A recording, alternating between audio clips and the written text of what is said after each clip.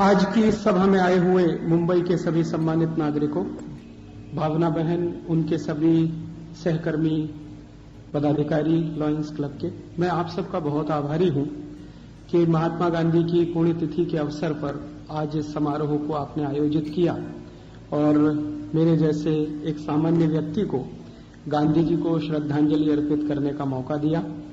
आज का समय थोड़ा सा गमगीन है क्योंकि अचानक से बड़ा जलजला आया है, भूकंप आया है, धरतीकंप आया है।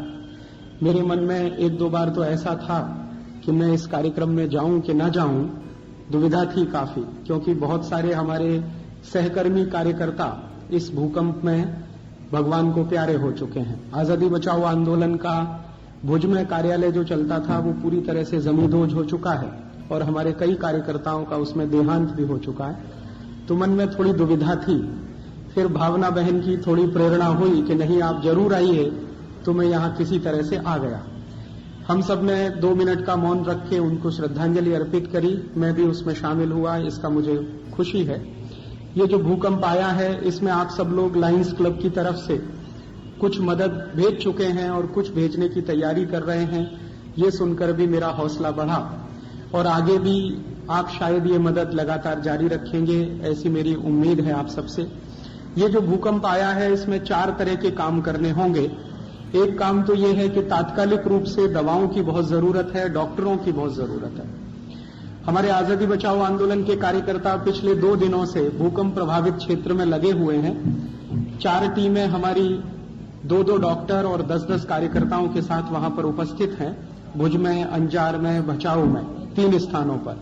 तो उनकी जो बराबर रिपोर्ट्स आ रही हैं उसमें सबसे पहली जरूरत है दवाओं की, और दवाओं की जरूरत है उन गांवों में जहां पर मिलिट्री के डॉक्टर्स नहीं पहुंच पा रहे। भुज में तो काफी बड़ी संख्या में मिलिट्री के डॉक्टर्स हैं।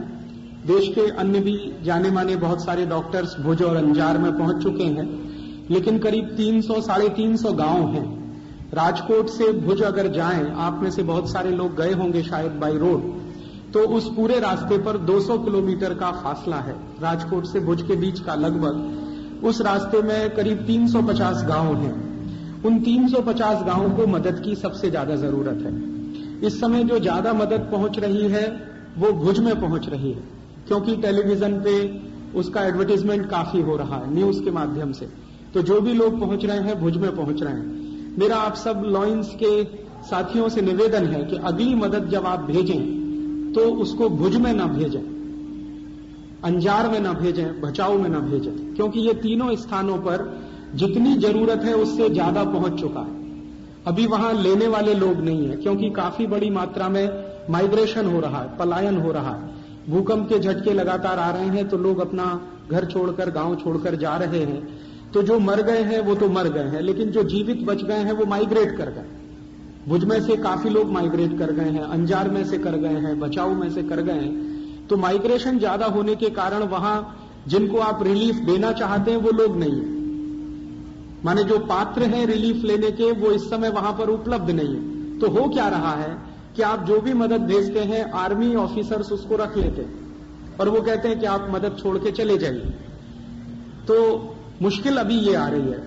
तो मेरा आपसे विनम्र निवेदन है कि अगली बार आप जो भी मदद भेजें, जो आपने भेज दिया वो तो भेज दिया, लेकिन नेक्स्ट आएगा उसमें आप 2 बातों का ध्यान रखें कि ये जो राजकोट से आप मदद बांटना शुरू करें, राजकोट को केंद्र बनाएं, वहां से चलें भुज की तरफ। तो रास्ते में मैंने बताया है, मैं पूरे उस इलाके में बहुत बार जा चुका हूं। तो लगभग 350 गांव हैं। सड़क के NH 15 है, नेशनल हाईवे 15 नंबर, उसके दोनों तरफ करीब 350 गांव हैं। कुछ गांव हैं जो मेन रोड से 20 से 50 किलोमीटर तक अंदर हैं, कुछ गांव मेन रोड से 10-15 किलोमीटर के अंदर हैं। तो इन गांवों में इस समय सबसे ज्यादा मदद की जरूरत है, क्योंकि वहां कोई नहीं पहुंच रहा है और उन गांवों का नाम न्यूज में भी नहीं है। तो आप जो नेक्स्ट अपना ट्रिप भेजेंगे उसमें चाहे डॉक्टर्स हो, चाहे मेडिसिन हो, चाहे कंबल हो या कुछ दूसरी सामग्री हो, वो उन गांवों में जरूर भेजने की कोशिश करें जहां पे कोई नहीं पहुंच पा रहा है। थोड़ी तकलीफ होगी आपको वहां तक जाने में, क्योंकि वो रोड्स बहुत अच्छे नहीं है। मेन रोड तो बहुत अच्छा है, लेकिन अंदर गांव में जब जाएंगे तो रोड्स बहुत अच्छे नहीं है। लेकिन सबसे ज्यादा मदद इस समय उन्हीं को चाहिए। तो एक तो मैं आपसे ये अपील करना चाहता हूं। दूसरा अपील ये करना चाहता हूं कि इस समय मेडिसिन फर्स्ट प्रायोरिटी है, मेडिसिन और doctors first priority. Second priority वहां पर कंबलों की है, कंबल सबसे ज्यादा चाहिए और नए कंबल चाहिए, पुराने कंबल ना भेजें। जैसे कुछ लोगों की प्रवृत्ति होती है कि घर में पुराना कोई कंबल है, पुरानी रजाई है, वो दे दिया, वो किसी से ना लें। नया कंबल लें, नई रजाई लें, गादी अगर ले सकें तो वो भी वहां बहुत जरूरी है इस समय। तो सेकंड मोस्ट प्रायोरिटी है कंबल, गादी और रजाई। और थर्ड प्रायोरिटी है गर्म कपड़े, ऊनी कपड़े। वो स्वेटर हो सकते हैं, जर्सियां हो सकती हैं, कुछ भी वूलन वहां चाहिए, शॉल चाहिए काफी बड़ी संख्या में।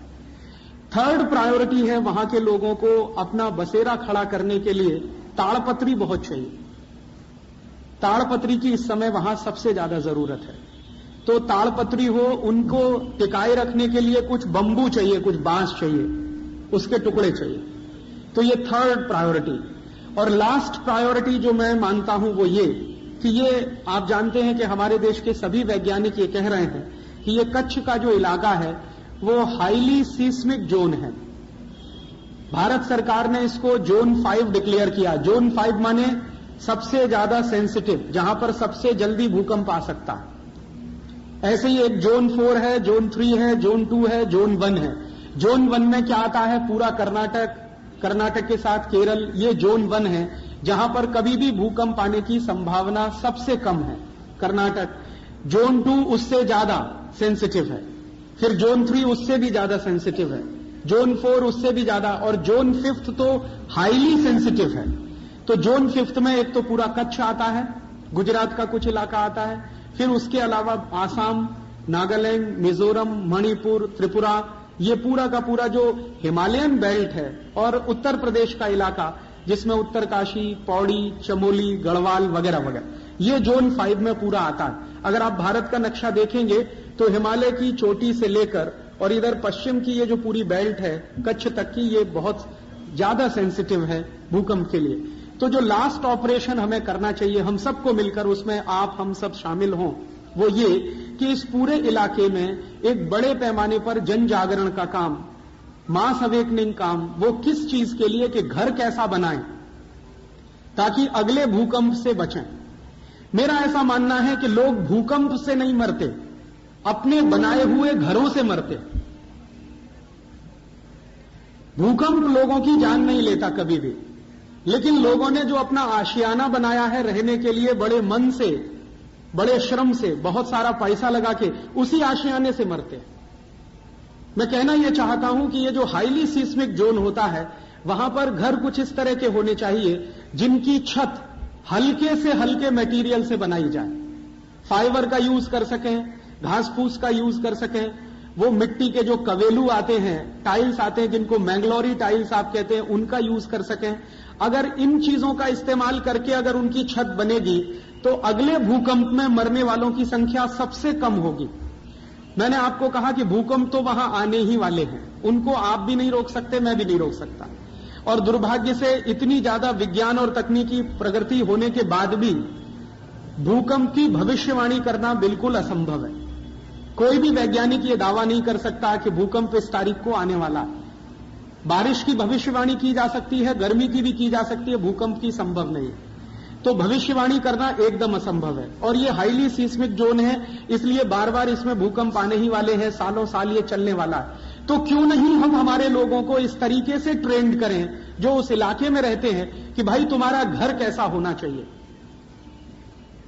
तो इसका एक बड़े पैमाने पर वहां कैंपेन हमको चलाना होगा, क्योंकि बिना उसके कोई दूसरा रास्ता है नहीं। अभी तो हम मदद कर रहे हैं, रिलीफ दे रहे हैं, ये तो तात्कालिक काम है, लेकिन अगर कोई परमानेंट काम वहां पर करना है हमको, तो वो ये हो सकता है कि लॉयंस क्लब की मदद से, रोटरी क्लब की मदद से, या रोटरेक्ट की मदद से, या इनर व्हील की तरफ से, या लॉयनेस की तरफ से, या आजादी बचाओ आंदोलन जैसे कार्यकर्ता जो लगे हैं पूरे देश में, उनकी मदद से उस पूरे बेल्ट में लोगों के बीच में एक बड़ा कैंपेन इस बात के लिए चले कि आपके जो आशियाने उजड़ गए, ठीक है, हो गया वो हो गया, अभी आगे अपना घर आप कैसे बनाएं।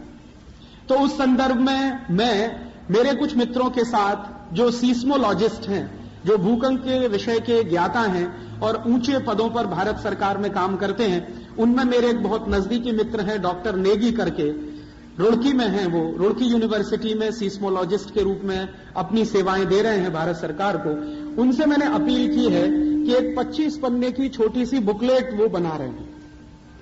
वो बुकलेट पहले वो अंग्रेजी में बना रहे हैं, फिर हम उसका हिंदी करने वाले हैं, फिर हिंदी के बाद उसका हम आसामी भाषा में, बंगला भाषा में और इधर जो नॉर्थ ईस्ट का इलाका है वहां समझे जाने वाली भाषाओं में पूरे बड़े पैमाने पर भाषांतरण करके छपाना चाहते और लाखों की संख्या में बिना किसी शुल्क के लोगों को देना चाहते। अब जैसे कच्छ के एरिया में हम चाहते हैं कि वो गुजराती भाषा में बने, आसाम में आसामी भाषा में बने, ताकि लोगों को अगली बार ये बात की मन में तैयारी रहे कि अपना घर बनाना है तो कैसा बनाना है। तो मैं आपसे जो अपील करना चाहता हूं मेरे व्याख्यान के शुरू में वो ये कि ये जो भूकंप आया है इसमें कुछ मदद तो हम तात्कालिक रूप से करें और कुछ मदद ऐसी करें जो परमानेंट रिलीफ हो, ताकि भविष्य में इस तरह के समाचार सुनने को न मिले कि भूकंप आया और उसमें 50,000 लोग मर गए। आप जानते हैं कि इस भूकंप में 50,000 लोग मर चुके हैं। 1 लाख लोग अभी भी मलबे के नीचे दबे हुए हैं, जिनके जिंदा बचकर निकलने की अब कोई संभावना नहीं है। माने लगभग 1.5 लाख लोगों की कुल मृत्यु होगी जब आप इस रिपोर्ट को फाइनल स्टेज में सुनेंगे। भारत में ये जो भूकंप आया है, इससे बड़ा भूकंप एक ही बार आया है, वो चीन में आया था। चीन का भूकंप आज से लगभग 40-45 वर्ष पहले आया था, जिसमें 8.5 लाख लोग मरे थे। तो चीन की सरकार ने जो रिहेबिलिटेशन किया अपने उस इलाके में, उसका मैंने थोड़ा अध्ययन किया है और उस अध्ययन में से मुझे 2 बातें समझ में आई। उन्होंने एक तो तुरंत इमीडिएट करने वाले काम, लोगों को खाना देना, भोजन देना, पानी देना, दवा देना वगैरह वगैरह, लेकिन जो दूसरा परमानेंट काम उन्होंने किया कि जिस इलाके में भूकंप आया वहां घरों की डिजाइन उन्होंने ऐसी करा दी है कि उसी इलाके में बहुत बार बाद में भी भूकंप आया लेकिन मरने वालों की संख्या 5, 10, 15, 20 ऐसी ही रही है। एक बार भूकंप आया, 8.5 लाख लोग मर गए। उस पर से चीन के लोगों के मन में ध्यान में आया, सरकार के मन में आया, वैज्ञानिकों को समझ में आया कि अगली बार वहां के घरों की डिजाइन कुछ ऐसी होनी चाहिए कि वो भूकंप रोधी हो, माने घर गिरे, छत टूटे, मरने वालों की संख्या कम से कम हो। और आप जानते हैं इसी तरह से जापान नाम का एक देश है, वहां तो अक्सर ही भूकंप आते रहते हैं। तो जापान में भी जिस तरीके से घर बनाए जाते हैं, जो टेक्नोलॉजी उसमें इस्तेमाल की जाती है, वो टेक्नोलॉजी शायद हम हमारे देश के लोगों को समझा सकें और बता सकें, वो परमानेंट रिलीफ वर्क होगा। शायद उसी का महत्व आने वाली पीढ़ियों को समझ में आएगा। तो मैं आपसे ये निवेदन करना चाहता हूं कि 4 तरह की मदद आप वहां करें। पहली मदद डॉक्टर, दवाओं की, दूसरी मदद कंबलों की, गर्म कपड़ों की, तीसरी मदद उनको अपना तात्कालिक रूप से आशियाना बनाने के लिए ताड़पत्री वगैरह वगैरह जो चाहिए उसकी, और आखिरी मदद ये जो बुकलेट हम बनाने जा रहे हैं, इस बुकलेट का लार्ज स्केल पर पब्लिकेशन हो। 10-20 हजार आप छाप कर दें, 10-20 हजार कोई और छाप कर दें, 50,000 आप दे सकें तो 50,000 दे दें हमें बनाकर। हम उसको गांव-गांव लोगों के बीच में जाकर उनको देना चाहते हैं और इस मुद्दे पर उनका मानसिक तैयारी कराना चाहते हैं। एक आखिरी बात इससे जुड़ी हुई जो कहना चाहता हूं वो ये कि चीन की सरकार ने जब अपने प्रांत में उनके यहां भूकंप आया तो जो भूकंप रोधी घर बनाए, या जापान की सरकारों ने जो अपने यहां भूकंप रोधी घर बनाए, उन घरों को बनाने के लिए डिजाइन कहां से मिला वो मैं आपको कहना चाहता हूं। जब मैं चीन के बारे में अध्ययन कर रहा था कि उनका जो सबसे बड़ा भूकंप 8.5 लाख लोगों की मृत्यु का, आपको सुनकर हैरानी होगी कि चाइनीज गवर्नमेंट ने और जापानीज गवर्नमेंट ने जो प्लान बनाया उसमें उन्होंने कहा कि ये पूरे घर बनाने की प्रेरणा महात्मा गांधी के घर से मिली। महात्मा गांधी का कौन सा घर? महात्मा गांधी के 3 घर हैं। एक घर उनका पोरबंदर, जहां पर उनका जन्म हुआ, आप में से शायद बहुत लोगों ने देखा होगा। दूसरा उनका जवानी का घर, जहां पर वो जवान हुए, पढ़ाई की, वो राजकोट में, धर्मेंद्र रोड है एक राजकोट में, आप में से शायद कई लोग गए होंगे, वहां पर उनका घर है। तीसरा घर महात्मा गांधी का साबरमती आश्रम, वो भी आप में से कई लोगों ने देखा। एक आखिरी घर और है महात्मा गांधी का, वो सेवाग्राम आश्रम नागपुर के पास। मैं भी सौभाग्य से वहीं रहता हूं इस समय। महात्मा गांधी के घर के नजदीक ही मेरी कुटिया है सेवाग्राम आश्रम में। सेवाग्राम आश्रम का घर जो महात्मा गांधी का बना हुआ है, उसे देखने के लिए मैं आप सबको निमंत्रण दे रहा हूं, स्टैंडिंग ऑफर। आप कभी भी वहां आइए, लगे तो कभी आपके लॉयंस क्लब की कोई कॉन्फ्रेंस वहां आयोजित करिए। मैं आपको वो घर दिखाना चाहता हूं। दुनिया के पता नहीं हजारों आर्किटेक्ट आए हैं वो घर देखने के लिए, और सबने उसको एक ही सर्टिफिकेट दिया है कि भूकंप से बचने के लिए इससे अच्छा डिजाइन नहीं हो सकता पूरी दुनिया। अच्छा, और एक मजे की बात मैं आपको यह बताना चाहता हूं कि वो घर जो गांधी जी ने डिजाइन किया वो खुद किया, किसी आर्किटेक्ट ने डिजाइन नहीं किया, महात्मा गांधी ने डिजाइन किया। और महात्मा गांधी ने उस घर का डिजाइन करते समय जो मन में कल्पना की थी उसका उन्होंने वर्णन अपनी एक पुस्तक में किया है। उसकी 2 लाइन मैं आपको सुनाना चाहता हूं। गांधी जी ने अपनी पुस्तक में लिखा है कि मैंने जब ये घर बनाने का फैसला किया तो उसमें 3 शर्त मैंने लगाई अपने ऊपर। पहली शर्त यह कि मेरा घर 500 रुपए में बनना चाहिए, 1 रुपया उससे ज्यादा नहीं लगना चाहिए। 501 रुपए लगा तो मैं कान खींचूंगा कार्यकर्ताओं के, 499 लगा तो मुझे खुशी होगी। पहली शर्त यह कि घर बनाने में कुल खर्चा 500 रुपए होना चाहिए। और यह बात कब की है? 1936 की। 1936 में गांधी जी का वो घर बनकर तैयार हुआ। तो पहली शर्त यह कि वो घर पूरा 500 रुपए में बनना चाहिए। दूसरी शर्त उस घर की ये कि उस घर को बनाने के लिए जितना भी रॉ मटेरियल चाहिए वो जहां घर बनता है उसके 20 किलोमीटर के दायरे में से ही आना चाहिए। उस गांव के 20 किलोमीटर के बाहर की कोई भी वस्तु घर में नहीं लगेगी। दूसरी शर्त ये उसकी। और तीसरी और आखिरी शर्त ये गांधी जी ने लगाई थी कि घर के अंदर मैं जहां भी बैठूं मुझे आसमान दिखाई देना चाहिए। मैं घर के अंदर किसी भी स्थान पर बैठूं मुझे सीधे आकाश का दर्शन होना चाहिए। अब ये 3 शर्तों के आधार पर गांधी जी ने देश के बहुत सारे आर्किटेक्ट्स को बुलाया कि अब आ जाओ और मेरे घर का डिजाइन बना दो। पहली शर्त कि 500 रुपए से ज्यादा खर्च नहीं होगा। दूसरी शर्त कि 20 किलोमीटर आगे का कोई सामान मेरे घर में नहीं लगेगा। और तीसरी और आखिरी शर्त कि मैं घर में कहीं भी बैठ जाऊं जाकर मुझे सीधा आकाश दिखना चाहिए। तो जितने भी आर्किटेक्ट आए सब फेल हो गए। सबने गांधी जी को कहा कि माफ करिए हम आपके घर का डिजाइन नहीं कर सकते। फिर उसमें जर्मनी के कुछ आर्किटेक्ट आए जो गांधी जी को जानते थे और उनको मानते भी थे। उन्होंने भी बहुत प्रयास किया, वो भी फेल हो गए। फिर उसके बाद पता चला कि कुछ अमेरिकन्स आए, उन्होंने कहा हम कोशिश करते हैं, वो भी फेल हो गए। फिर कल सबको चिंता होने लगी कि ये घर बनेगा भी कि नहीं बनेगा। सबसे ज्यादा चिंता थी जमनालाल बजाज जी को, क्योंकि गांधी जी ने कहा था कि ये जो 500 रुपया लगेगा वो तुम देने वाले हो।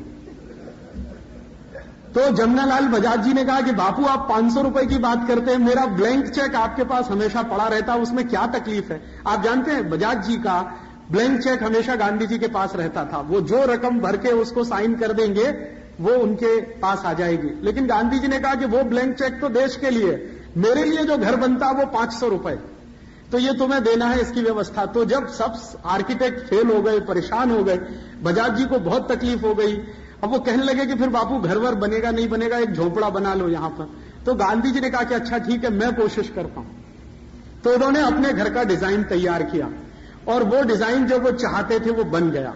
आप कभी भी आइए उस घर को देखने के लिए, वो आज भी सुरक्षित है।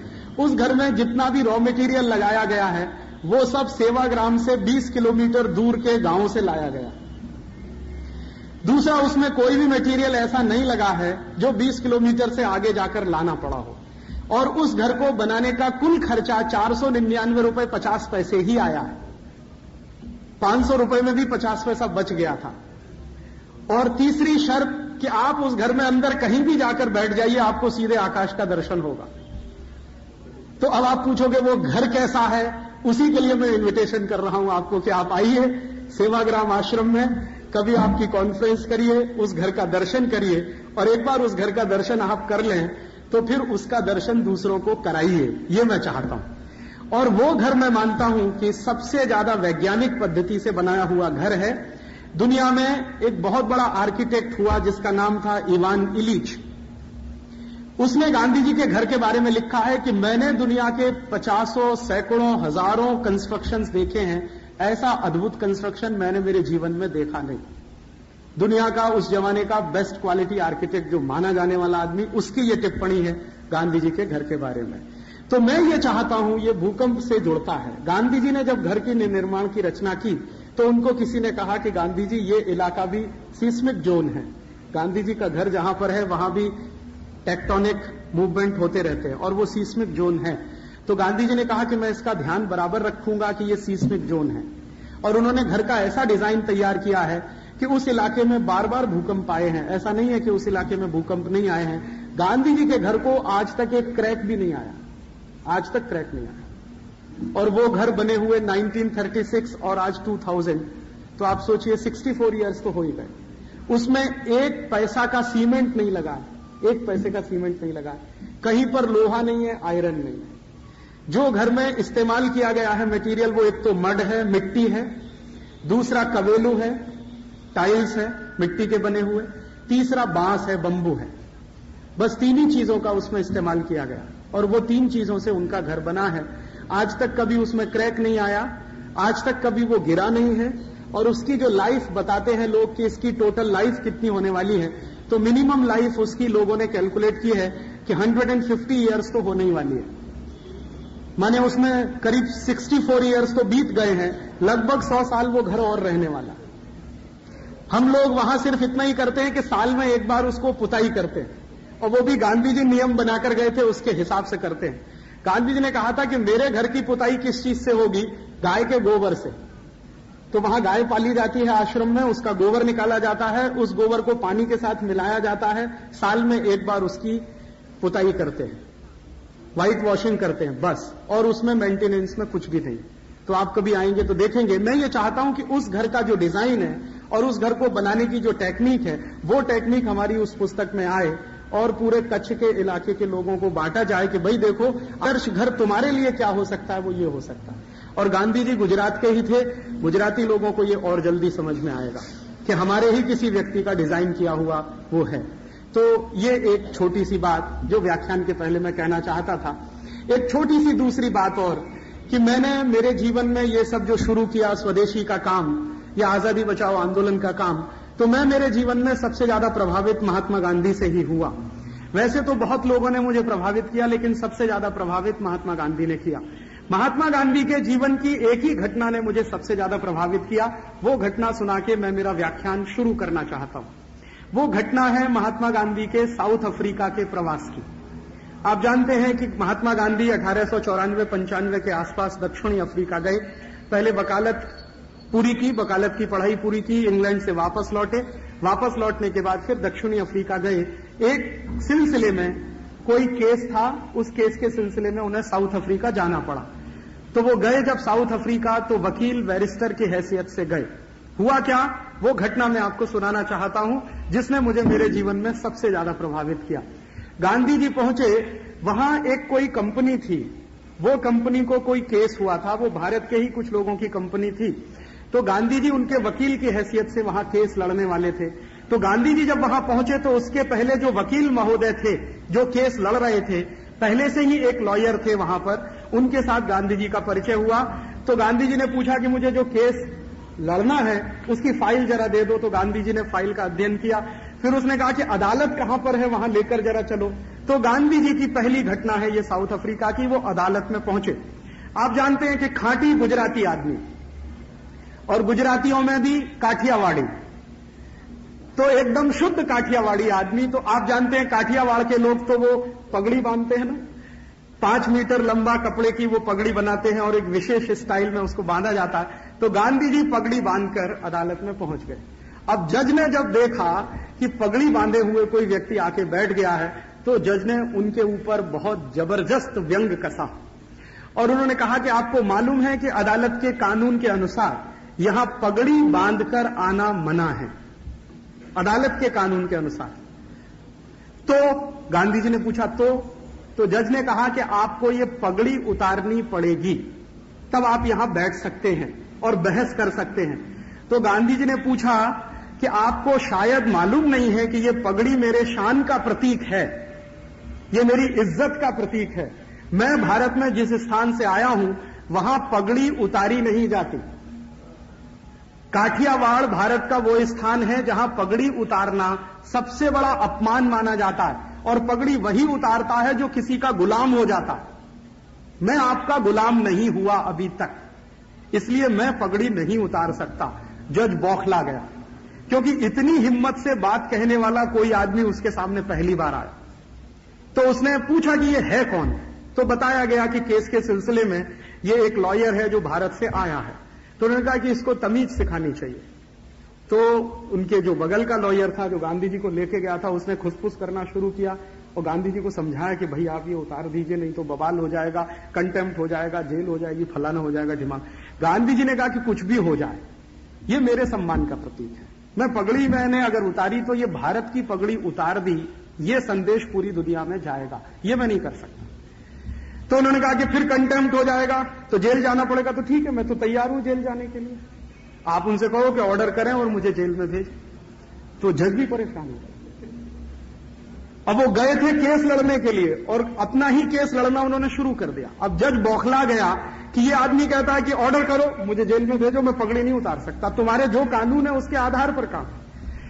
अब वो जज बौखला गया, फिर बहुत सारे लोग आ गए, हंगामा होने लगा, फिर बहुत सारे पत्रकार भी थे, वो सब इकट्ठे हुए। तो जज ने बात को समाप्त करते हुए कहा कि अच्छा ठीक है, आप ऐसा करिए कि अगर पगड़ी नहीं उतार सकते तो आप इस अदालत से बाहर चले जाइए। तो गांधी जी ने कहा कि मुझे यह मंजूर है कि मैं अदालत छोड़ के चला जाऊं, और गांधी जी छोड़ के निकल गए अदालत। फिर हुआ क्या कि गांधी जी ने जो पहला संकल्प किया साउथ अफ्रीका में, वो यही संकल्प था कि मैं अगली बार जब बहस करने आऊंगा इस अदालत में तो ये कानून बदला हुआ मिलना चाहिए मुझे, तब मैं बहस करने के लिए आऊंगा। मैं पगड़ी कभी नहीं उतारूंगा, पगड़ी पहनकर ही बहस करूंगा पूरी अदालत में। और आप जानते हैं कि गांधी जी ने वो अंग्रेजी कानून बदलवा दिया, अंग्रेजों को कानून बदलना पड़ा। और महात्मा गांधी ने फिर जितने भी समय बहस की साउथ अफ्रीका में रहते हुए, पगड़ी पहनकर ही बहस की। इस एक घटना ने मुझे बहुत प्रभावित किया। घटना बहुत छोटी सी है, अगर गांधी जी चाहते तो समझौता कर सकते थे, और वो समझौता करना बहुत आसान था। लेकिन गांधी जी ने उस पगड़ी को भारत के सम्मान का प्रतीक बना दिया वहां पर। और गांधी जी ने बाद में लिखा है अपनी पुस्तक में कि अगर मैंने वो समझौता किया होता तो बार बार मैंने समझौते किए होते और भारत की आजादी का लक्ष्य अधूरा रह गया होता। एक और ऐसी घटना हुई, वो सुनाने का लालच मेरे मन में आया, क्योंकि महात्मा गांधी को हम श्रद्धांजलि अर्पित कर रहे हैं। एक दूसरी घटना और हुई जिससे मैं काफी प्रभावित हुआ महात्मा गांधी से। वो घटना हुई, वो भी साउथ अफ्रीका में हुई। घटना ऐसी हुई कि जब ये पगड़ी वाला कानून अंग्रेजों ने बदल दिया और पगड़ी पहनकर बहस करने पर पाबंदी हटा ली गई, और पाबंदी हटाने के बाद फिर जो सरदार लोग वहां रहते थे साउथ अफ्रीका में, उनको भी इजाजत मिली कि वो पगड़ी पहनकर बहस कर सकते हैं। तो गांधी जी के सामने एक दूसरी चुनौती थी, और वो चुनौती थी वो ये कि अचानक से प्रिटोरिया में एक कानून बना। प्रिटोरिया उस समय राजधानी था साउथ अफ्रीका की। तो कानून वो इस तरह का था कि जितने एशियन लोग रहते हैं साउथ अफ्रीका में, उनको सेकंड ग्रेड सिटीजन बनाया जाए, इसका एक कानून था। उनको फर्स्ट ग्रेड सिटीजनशिप नहीं मिल सकती, उनको सेकंड ग्रेड सिटीजन ही बना के रखना है। और उसके लिए कानून में यह तय किया गया कि आप जो भी एशिया से आए हैं उनको आने के तत्काल बाद रजिस्ट्रेशन कराना होगा अपना, और वो साउथ अफ्रीका के उन कॉलोनीज में नहीं रहेंगे जहां पर वहां के अंग्रेज रहते हैं, उनकी बस्तियां गांव के बाहर होंगी। जैसे हमारे देश में होता है ना, अभी भी गांव में आप जाइए तो फ्यूडलिज्म जहां पर है, वहां पर जो SC STs होते हैं, हरिजन होते हैं, उनके घर गांव के बाहर होते हैं। वैसा ही कुछ कानून वहां बनाने की बात चली कि जो एशियन सिटीजन्स हैं, जो एशिया से आने वाले लोग हैं, उनको साउथ अफ्रीका के लोगों के साथ नहीं रहना है, उनकी बस्तियां गांव के बाहर होंगी और उनको सेकंड ग्रेड सिटीजन बन के ही रहना, और आने पर उन्हें रजिस्ट्रेशन कराना पड़ेगा। उनके घर में कोई बच्चा पैदा होता है तो उसके बारे में सूचना सरकार को देनी पड़ेगी, शादी करनी है तो उसके बारे में सूचना सरकार को देनी पड़ेगी, वगैरह वगैरह इस तरह के। और जो वहां के उद्योग धंधे हैं उनमें उनकी इक्विटी पार्टिसिपेशन नहीं हो सकेगा। माने हमेशा आप वहां नौकर बनकर रहेंगे, आप किसी इंडस्ट्री को ओन नहीं कर पाएंगे, कोई बिजनेस आप नहीं चला पाएंगे। ऐसा एक कानून बनाने की तैयारी अफ्रीका में अंग्रेजों की सरकार ने की। महात्मा गांधी ने उसको चुनौती के रूप में लिया और उन्होंने कहा कि यह कानून मैं बनने नहीं दूंगा, किसी भी कीमत पर बनने नहीं दूंगा। अब जब वो कानून नहीं बनने दूंगा ये संकल्प कर लिया, तो महात्मा गांधी ने एक अभियान शुरू किया। अभियान क्या शुरू किया? गांव गांव जाना, जो एशिया के रहने वाले लोग हैं उनको मोबिलाइज करना, ब्रिटेन की सरकार के खिलाफ उनको खड़ा करना और इस कानून को रुकवाना।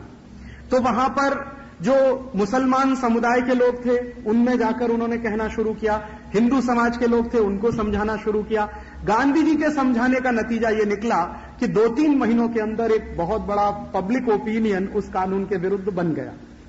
गांधी जी ने फिर एक रैली आयोजित की और उस रैली में करीब 10,000 लोग आए, स्त्री पुरुष बच्चे, उसमें हिंदू भी मुसलमान भी, पारसी लोग भी कुछ वहां पर थे, वो भी सब इकट्ठे हुए और उन सबके सामने गांधी जी ने कहा कि हम सबको संकल्प करना है कि ये कानून हम नहीं बनने देंगे, भले ही हमें इसके लिए जेल में जाना पड़े, भले ही इसके लिए मार खानी पड़े, भले ही इसके लिए मर जाना पड़े, ये अपमानजनक कानून तो हम नहीं बनने देंगे। उस सभा में प्रस्ताव पारित हुआ, सभा ने महात्मा गांधी को अपना नेता मान लिया और महात्मा गांधी को अधिकृत किया गया कि वो ब्रिटेन की सरकार से इस पर बात करें। तो ब्रिटेन की सरकार से बात करने के लिए बाद में महात्मा गांधी साउथ अफ्रीका छोड़कर लंदन आए। लंदन में करीब 20-21 दिन रहे और वहां भी उन्होंने एक ही काम किया कि लंदन में रहने वाले जो भारतीय लोग थे उनको मोबिलाइज किया और उनका मोबिलाइजेशन जब बहुत बड़े पैमाने पर हुआ तो महात्मा गांधी ने एक ड्राफ्ट बनाया और वो ड्राफ्ट ब्रिटेन के राजा को सामने उन्होंने पेश कराया, जिसमें उन्होंने कहा कि ये कानून एकदम गलत है, अन्यायपूर्ण है, जन भावना के विरुद्ध है, मानवीयता के खिलाफ है, ये कानून नहीं बनना चाहिए। ब्रिटेन के राजा ने पहले तो गांधी जी की उपेक्षा की, बाद में ब्रिटेन के राजा को किसी ने कहा कि ये आदमी बहुत टेढ़ा है, अगर आपने इसकी बात को नहीं माना तो ये यहीं सत्याग्रह करने बैठ जाएगा लंदन, और इसको मरने से बिल्कुल डर नहीं लगता, अगर आपकी पुलिस आएगी गोली चलाएगी तो उसको मरने में तो 1 मिनट का संकोच नहीं है, इसलिए आप जरा इससे संभल के रहना और इसकी कोई भी बात को अचानक से ना नहीं कह देना। तो ब्रिटेन के राजा तक ये सूचना पहुंच गई। तो ब्रिटेन के राजा ने कहा कि मैं ठीक है, इस कानून का अध्ययन करने के लिए एक कमीशन बनाता हूं, वो कमीशन परिस्थिति का अध्ययन करके मुझे रिपोर्ट देगा। तब तक महात्मा गांधी नहीं बने थे, वो मोहनदास करमचंद गांधी थे। तब तक मेरा निवेदन है कि मोहनदास करमचंद गांधी कोई अगला कदम ना उठाए। तो उन्होंने कमीशन बनाया, कमीशन की रिपोर्ट आई, कमीशन की रिपोर्ट लिखने वाले लोगों ने कानून का समर्थन किया क्योंकि उसमें सब गोरे अंग्रेजी बैठे हुए थे कमीशन में। तो फिर सरकार ने ये बहाना करना शुरू कर दिया कि अभी तो ये कानून हमें बनाना ही पड़ेगा क्योंकि कमीशन भी कहता। तो गांधी जी ने कहा कि कमीशन में जो लोग हैं वो तो सब अंग्रेज हैं, उनको हमारे दर्द का क्या अंदाजा, अगर हमारे भारतीय लोग कमीशन में होते और वो रिकमेंडेशन करते तो मैं मानता। तो गांधी जी ने कमीशन की रिपोर्ट को रिजेक्ट कर दिया। फिर झगड़ा चलता गया तो गांधी जी को लगा कि अभी बहुत बड़ा पब्लिक प्रेशर बनाने की जरूरत है। तो उन्होंने एक कॉल दिया साउथ अफ्रीका में वापस लौट के, और कॉल ये दिया कि जो भी लोग साउथ अफ्रीका में भारतीय या एशिया के किसी भी खंड के रहते हैं वो सब अंग्रेजी सरकार का बॉयकॉट करें। और गांधी जी की एक अपील का यह असर हुआ कि फैक्ट्रियां बंद होने लगी, धड़ाधड़ लोगों ने काम करना बंद कर दिया और उन लोगों ने सबने गांधी जी के पास आकर कसम खाना शुरू कर दिया कि आप जो कहेंगे वो ही करेंगे, आप मरने के लिए बोलेंगे तो हम मर जाएंगे, बोलिए अब करना क्या है। तो महिलाएं पुरुष सब लोग फैक्ट्रियां छोड़कर मजदूर जो काम करते थे गांधी जी के पास आ गए। गांधी जी के पास ऐसे करीब उस समय 14-15 हजार कार्यकर्ता इकट्ठे हो गए। तो गांधी जी ने कहा कि हमें कूच करना, एक मार्च निकालना, जैसे वो दांडी मार्च उन्होंने निकाला था भारत में बहुत ऐतिहासिक, वैसा ही एक मार्च उन्होंने निकाला साउथ अफ्रीका में। अब मैं घटना पे आ रहा हूं जिसने मुझे बहुत प्रभावित किया। वो मार्च गांधी जी ने जब शुरू किया तो उसमें करीब 4000 महिलाएं और करीब 1200-1300 बच्चे उनके छोटे छोटे और करीब 6000 पुरुष, इतने सब लोग पैदल निकले। तो कई लोगों ने गांधी जी से कहा कि ये बच्चे बहुत छोटे हैं, अभी क्या करने का इनका। तो उन्होंने कहा जिनके बच्चे छोटे हैं वो जुलूस से बाहर निकल जाए। तो बहुत सारे लोगों के मन में आया कि अभी गांधी जी हमको बाहर निकालते हैं। तो उन्होंने कहा कि जुलूस में रहते हुए आपके बच्चे मर जाएं तो मान लेना कि देश की आजादी के लिए आपने उनको दान दे दिया। मेरा आपसे निवेदन है कि जिसका भी दिल कमजोर है वो निकल जाए इसमें से, मुझे कमजोर लोगों की भीड़ नहीं चाहिए, ये उन्होंने स्पष्ट कहा। तो लोगों में हौसला आया और हौसला आया तो वो सब चले। उसी जुलूस में कुछ अंग्रेज भी शामिल थे जो गांधी जी की जासूसी के लिए रखे गए अंग्रेज सरकार की तरफ, और उनकी पूरी रिपोर्टिंग वो लंदन करते थे कि आज जुलूस ने क्या किया। वो पैदल चलते थे एक जगह से दूसरे जगह जाकर और लोगों को इकट्ठा करते जाते थे। तो जो अंग्रेजों ने रिपोर्टिंग किया है उसमें से एक अंग्रेज ऑफिसर था जो उनकी इंटेलिजेंस की टीम का मुख्य अधिकारी था, उसने गांधी जी के जुलूस के बारे में एक वाक्य लिखा, वो मैं आपको सुनाना चाहता हूं। उन्होंने कहा कि मैंने मेरे जीवन में जितनी भी सेवा की है ब्रिटिश गवर्नमेंट की, उसमें ये पहला जुलूस मैं देख रहा हूं जिसमें स्त्री पुरुष बच्चे सब एक साथ हैं, हिंदू भी है मुसलमान भी, दोनों एक साथ हैं और दोनों एकदम भाई भाई की तरह से आगे बढ़ रहे हैं, किसी में किसी के प्रति वैमनस्यता नहीं है। हां, जो एक अच्छी बात है जो मैं देख रहा हूं वो ये कि ये जुलूस करीब 15-17 दिन चला पैदल। तो होता क्या था कि रात हो जाती थी तो कोई भी मैदान में सब सो जाते थे और दिन में कुछ थोड़ा बहुत भोजन बना के करते थे, फिर रात में मैदान में सोते थे, अगले दिन फिर मैदान से चलते थे, दूसरे गांव में, दूसरे गांव से तीसरे गांव। तो हर एक रात करीब ऐसी 15 रातें बीती जिसमें स्त्री पुरुष बच्चे सब एक साथ सोए। जो अंग्रेजी अधिकारी था उसने कहा कि इस जुलूस के दौरान एक भी दुर्घटना नहीं हुई। उसका जो इशारा था वो क्या कि 4000 महिलाएं और 6000 पुरुष जिनकी उम्र 20-22 वर्ष से लेकर 45 वर्ष के बीच में है, कहीं भी कोई दुर्घटना नहीं हुई। और उसने जब अपनी रिपोर्ट भेजी ब्रिटिश पार्लियामेंट को, तो उस रिपोर्ट में उसने लिखा कि जिस आदमी की उपस्थिति मात्र से लोगों के मन में नैतिकता का संचार होने लगता है, वासना पैदा नहीं होती। स्त्रियां भी लेटी हुई हैं और पुरुष भी लेटे हुए हैं और दोनों नजदीक में हैं, और कहीं कोई घटना नहीं होती बलात्कार की, कहीं कोई घटना नहीं होती है शारीरिक संपर्क की, तो ये तो आदमी कोई विरला है और विचित्र है। अंग्रेज सरकार इससे लड़ नहीं पाएगी, ये उसने रिपोर्ट में लिख के भेज दिया। तो मुझे उस रिपोर्ट का एक वाक्य हमेशा मेरे मन में रहता है कि जिस आदमी की उपस्थिति मात्र से नैतिकता का इतना उच्च स्तर लोगों में आ जाता हो कि 4000 स्त्रियां और 6000 पुरुष बिना किसी दुर्घटना के एक गांव से दूसरा, दूसरे से तीसरा और 15-17 दिन लगातार चल के चले जाते हों और अंग्रेज सरकार को सरेंडर करने के लिए मजबूर करते हों, वो आदमी तो कोई बिरला ही हो सकता है। तो बाद में जब उनको महात्मा कहा, सबसे पहली बार उनको महात्मा कहा सुभाष चंद्र बोस ने। तो सुभाष चंद्र बोस से जब पूछा गया कि आपने इनको महात्मा क्यों कहा, मोहनदास करमचंद गांधी से एक दिन सुभाष चंद्र बोस ने उनको महात्मा गांधी बना दिया। और आप जानते हैं कि सुभाष चंद्र बोस के महात्मा गांधी से वैचारिक मतभेद थे। सुभाष चंद्र बोस चाहते थे कि आजादी इस रास्ते से आए, महात्मा गांधी चाहते थे आजादी इस रास्ते से आए। सुभाष चंद्र बोस का रास्ता यह था कि भयंकर हिंसा करनी हो तो हिंसा करें, अंग्रेजों के साथ छल कपट करना हो तो छल कपट करें, हथियार चलाने हो तो हथियार चलाएं, कहीं विदेशों से मदद लानी हो भारत की आजादी के लिए तो वो भी लेके आए। गांधी जी कहते थे कि एक तो उनका सबसे पहला ये आग्रह था कि विदेशी मदद भारत की आजादी के लिए नहीं चाहिए। दूसरा, हथियार चलाने की जरूरत नहीं है, अंग्रेज बहुत कमजोर हैं, वो बिना हथियार के ही भाग जाने वाले हैं। ये गांधी जी को कन्विक्शन था बहुत पहले से। उनका कहना था कि इन कमजोर लोगों को क्यों मारना हथियार से, ये तो हथियार उसके खिलाफ चलाना चाहिए जो अपने से ज्यादा ताकतवर हो। इन अंग्रेजों में कुछ भी ताकत नहीं है। और तीसरा उनका सिद्धांत यह था कि भारत में जो भी आजादी आएगी वो सिर्फ आजादी तक सीमित नहीं रही होगी, पूरा मॉडल बदलना पड़ेगा। जो ब्रिटेन का ढांचा है उसको हटा के भारतीय ढांचा लाना पड़ेगा। तो इन मुद्दों पर महात्मा गांधी और सुभाष चंद्र बोस में काफी कुछ मतभेद थे, लेकिन उन मतभेदों के बावजूद पहले नेता थे सुभाष चंद्र बोस जिन्होंने मोहनदास करमचंद गांधी को महात्मा बनाया। तो किसी ने पूछा सुभाष चंद्र बोस से, यह बात है 1940-41 की, जब सुभाष चंद्र बोस भारत छोड़कर जाने की तैयारी कर रहे थे, उसके पहले उन्होंने उनको महात्मा बोल दिया था। तो किसी ने पूछा कि आप ये बताइए कि आपने मोहनदास करमचंद गांधी को महात्मा क्यों कहा।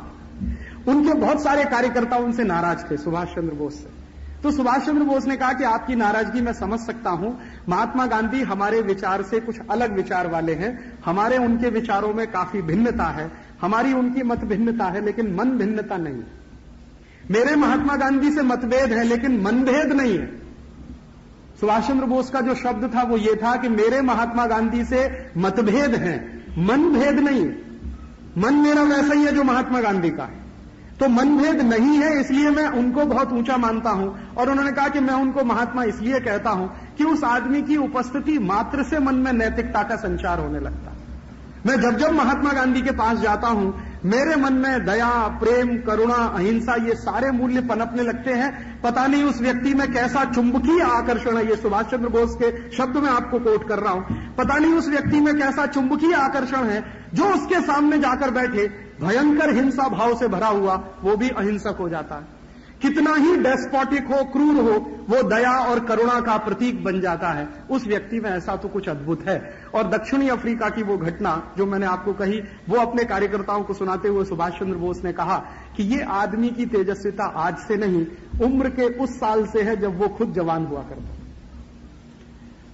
तो ये दो घटनाएं मैं आपको सुनाना चाहता था महात्मा गांधी जी को श्रद्धांजलि देते हुए, कि हम इन दो घटनाओं से अगर अपने जीवन में कुछ सीख सकें तो जरूर सीखें। ये जो महान लोग होते हैं ना, ये आते हैं चले जाते हैं, कभी ऐसा कहा जाता है कि ईश्वर हमारे ऊपर कभी दयालु हो जाता है तो ऐसे कुछ लोगों को भेज देता प्रतिनिधि के रूप में, तो महात्मा गांधी को भेज दिया। महात्मा गांधी जैसे और भी लोग आए जिनको भेजा। मेरा ऐसा मानना है, इसमें अतिशयोक्ति भी लग सकती है और उसके लिए आप मुझे माफ कर देंगे पहले ही। मेरा ऐसा मानना है कि दुनिया के पिछले 500 साल के इतिहास में महात्मा गांधी जैसा व्यक्ति पैदा नहीं हुआ। पिछले 500 साल के इतिहास में मैंने दुनिया के बहुत महान लोगों की जीवनियां पढ़ी हैं, उसमें रूसो भी शामिल है।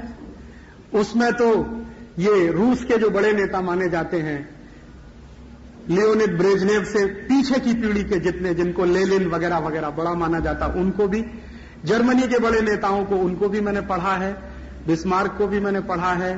मैंने ये जो बड़ा फ्रांसीसी क्रांतिकारी था उसकी भी जीवनी पढ़ी है। अमेरिका के जितने महान हैं उनकी भी जीवनी पढ़ी है।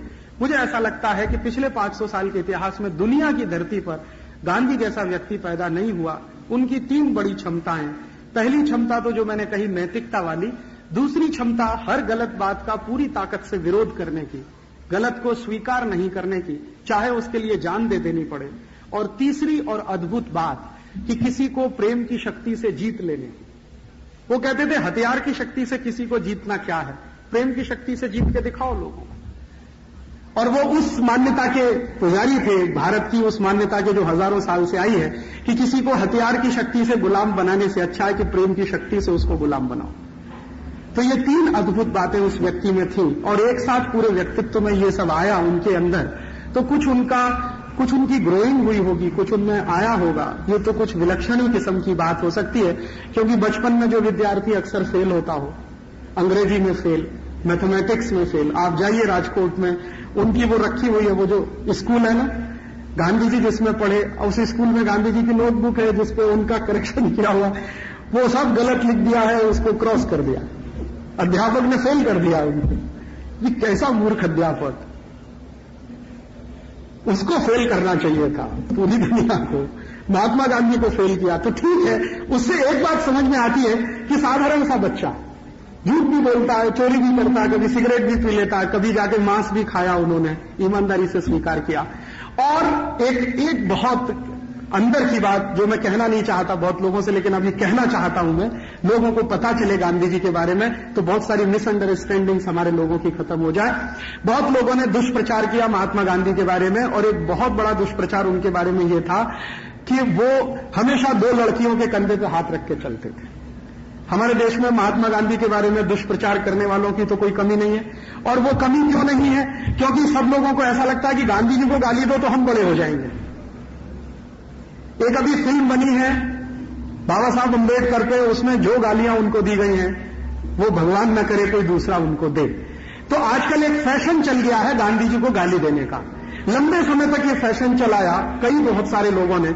उसमें गांधी जी के विरुद्ध जो बातें बोली गई हैं उनमें से एक सबसे ज्यादा बोली जाने वाली बात कि उनकी बकरी किशमिश खाती थी, मखाना खाती थी, छुआरा खाती थी, और महात्मा गांधी सादगी का नाटक करते थे।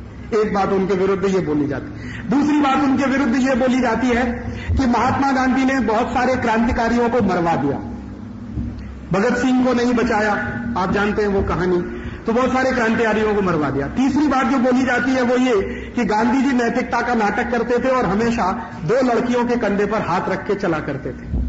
तो ये 2-3 बातों के बारे में हमारे मन में स्पष्टता आ जाए, उस दृष्टि से मैं कहना चाहता हूं कि गांधी जी के बारे में ये जो दुष्प्रचार हुआ कि वो हमेशा 2 लड़कियों के कंधे पर हाथ रख के चला करते थे और वो नैतिकता की बात कैसे कर सकते हैं, वो गांधी जी की एक घटना बताकर और साउथ अफ्रीका में जो घटना घटित हुई दोनों को कोरिलेट में करना चाहता हूं।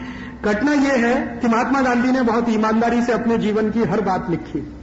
हिंदुस्तान में नहीं, दुनिया में ऐसा कोई नेता नहीं हुआ जो अपने जीवन की सारी बातों को ईमानदारी से लिख सके। कोई नहीं हुआ आज तक। लिखा वो बोला नहीं, बोला वो लिखा नहीं, और लिखा वो माना नहीं, माना वो लिखा नहीं। हमेशा पाखंड रहा, बड़े बड़े लोगों के जीवन में पाखंड रहा। अब नाम लेके कहने से उससे कोई फायदा नहीं है, बड़े बड़े लोगों के जीवन में पाखंड रहा। लेकिन गांधी जी के बारे में मुझे जो एक अच्छी बात लगती है वो हम सबको सीखनी चाहिए कि उन्होंने जो किया उसको लिखा और उसी को बोला। उसमें कहीं उन्होंने अतिशयोक्ति नहीं की। अपने जीवन में उन्होंने कोई कुकर्म किया तो उसको लिखा ईमानदारी से। आप उनकी आत्मकथा पढ़िए, महात्मा गांधी की आत्मकथा में वो लिखते हैं और उसको बाद में हरिजन में भी लिख दिया। और एक दिन उन्होंने इंडियन ओपिनियन एक अखबार निकालते थे वो साउथ अफ्रीका से, उसमें भी लिख दिया। घटना क्या है, उनके पिताजी का देहांत होने वाला, मृत्यु शैया पर उनके पिताजी थे, आखिरी घड़ी है जीवन की, डॉक्टरों ने कह दिया है, वैद्यों ने कह दिया है कि ये बचने वाले नहीं है। गांधी जी उनके पास गए हैं उनको देखने के लिए, और उस समय तक उनकी शादी हो गई है, विवाह हो चुका है। तो विवाह हो चुका है, उनके पिताजी मरने की तैयारी में है, गांधी जी उसी समय उनको देखने के लिए गए हैं। तो उस समय की घटना का जिक्र गांधी जी ने हूबहू अपने शब्दों में जो किया है वो मैं कहना चाहता हूं, और ये वही व्यक्ति कर सकता है जो नैतिकता के बहुत ऊंचे प्रतिमान वाला हो, बाकी पाखंडियों के बस की बात नहीं है ये कह पाना। गांधी जी ने उसमें ईमानदारी से लिखा कि पिताजी की अंतिम सांस चल रही है, वैद्य बैठा है सामने और कह रहा है कि अब ये बचने वाले नहीं हैं। उसी समय गांधी जी लिखते हैं कि मेरे मन में अचानक काम वासना पाई, कि मेरे मन में, हिंदुस्तान नहीं दुनिया का कोई आदमी नहीं लिख सकता इस बात को, उन्होंने लिखा। और उसके बाद यह भी लिखा है कि जब मैंने देखा, मैं बाहर आया, वासना का अपना खेल गंदा खेल कर मैं बाहर आया, मैंने देखा कि मेरे पिताजी का देहांत हो चुका है। उसी दिन मैंने ब्रह्मचर्य का संकल्प करने का अपने जीवन में तय कर लिया, उसी दिन, कि मेरे जीवन के आगे का हिस्सा मैं ब्रह्मचर्य से निभाने की कोशिश करूंगा। और फिर उन्होंने ईमानदारी से लिखा है कि उस ब्रह्मचर्य को पालने के लिए मुझे बहुत साल लगे मेरी पत्नी को तैयार करने, लेकिन मैंने अकेले ब्रह्मचर्य का व्रत लेने का फैसला किया था। बाद में मुझे लगा कि ये गलत है, अनैतिक है, तो फिर धीरे धीरे मैंने मानसिकता तैयार की मेरी पत्नी की, और एक दिन हम दोनों ने मिलकर संकल्प कर लिया। और उससे आज का दिन, जब मैं ये लिख रहा हूं, आज का दिन दुनिया का कोई भी व्यक्ति ये बात मेरी पत्नी से पूछ सकता है जाकर, ऐसा आदमी था। और उसके बारे में लोग दुनिया भर में अफवाह उड़ाते हैं कि वो दो लड़कियों के कंधे पे हाथ रख के हमेशा चला करता था।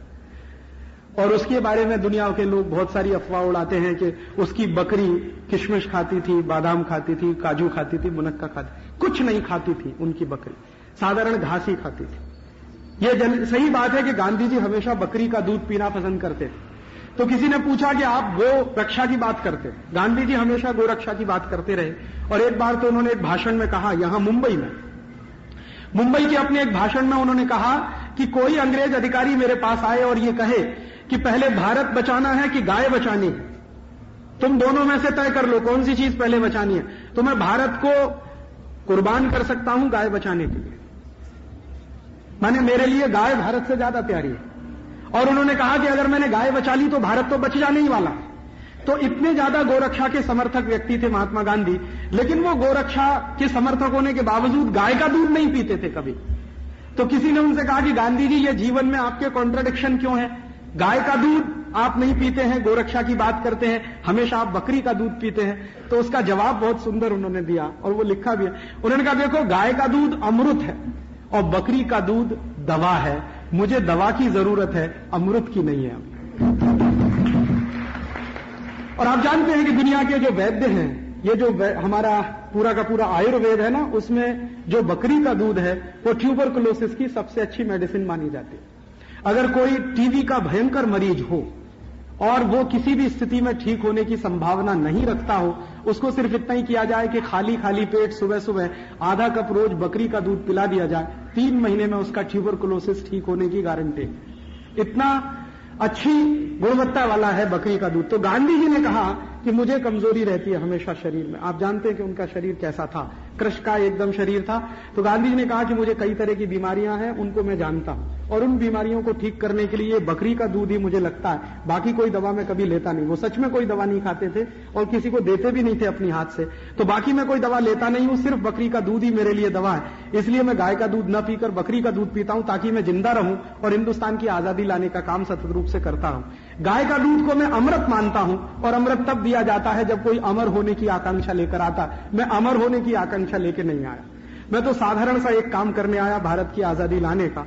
उसी काम को करते करते मैं मर जाऊं, ये मेरे जीवन की तमन्ना है। अंतिम 2 दिन पहले उन्होंने एक वक्तव्य किया था, शायद बड़े लोगों को आभास हो जाता है। 28 जनवरी 1948 को उन्होंने दिल्ली में कहा प्रार्थना सभा में कि अगर कोई पागल आदमी सामने से आकर भी मुझे गोली मारेगा तो मैं ईश्वर से यही प्रार्थना करूंगा कि आप उसको सद्बुद्धि दो, भगवान उसको सद्बुद्धि दे। और वही उन्होंने किया। अभी बहुत सारे लोगों ने यह बहस करना शुरू कर दिया कि महात्मा गांधी ने मरने के पहले हे राम कहा था या हाय राम कहा था।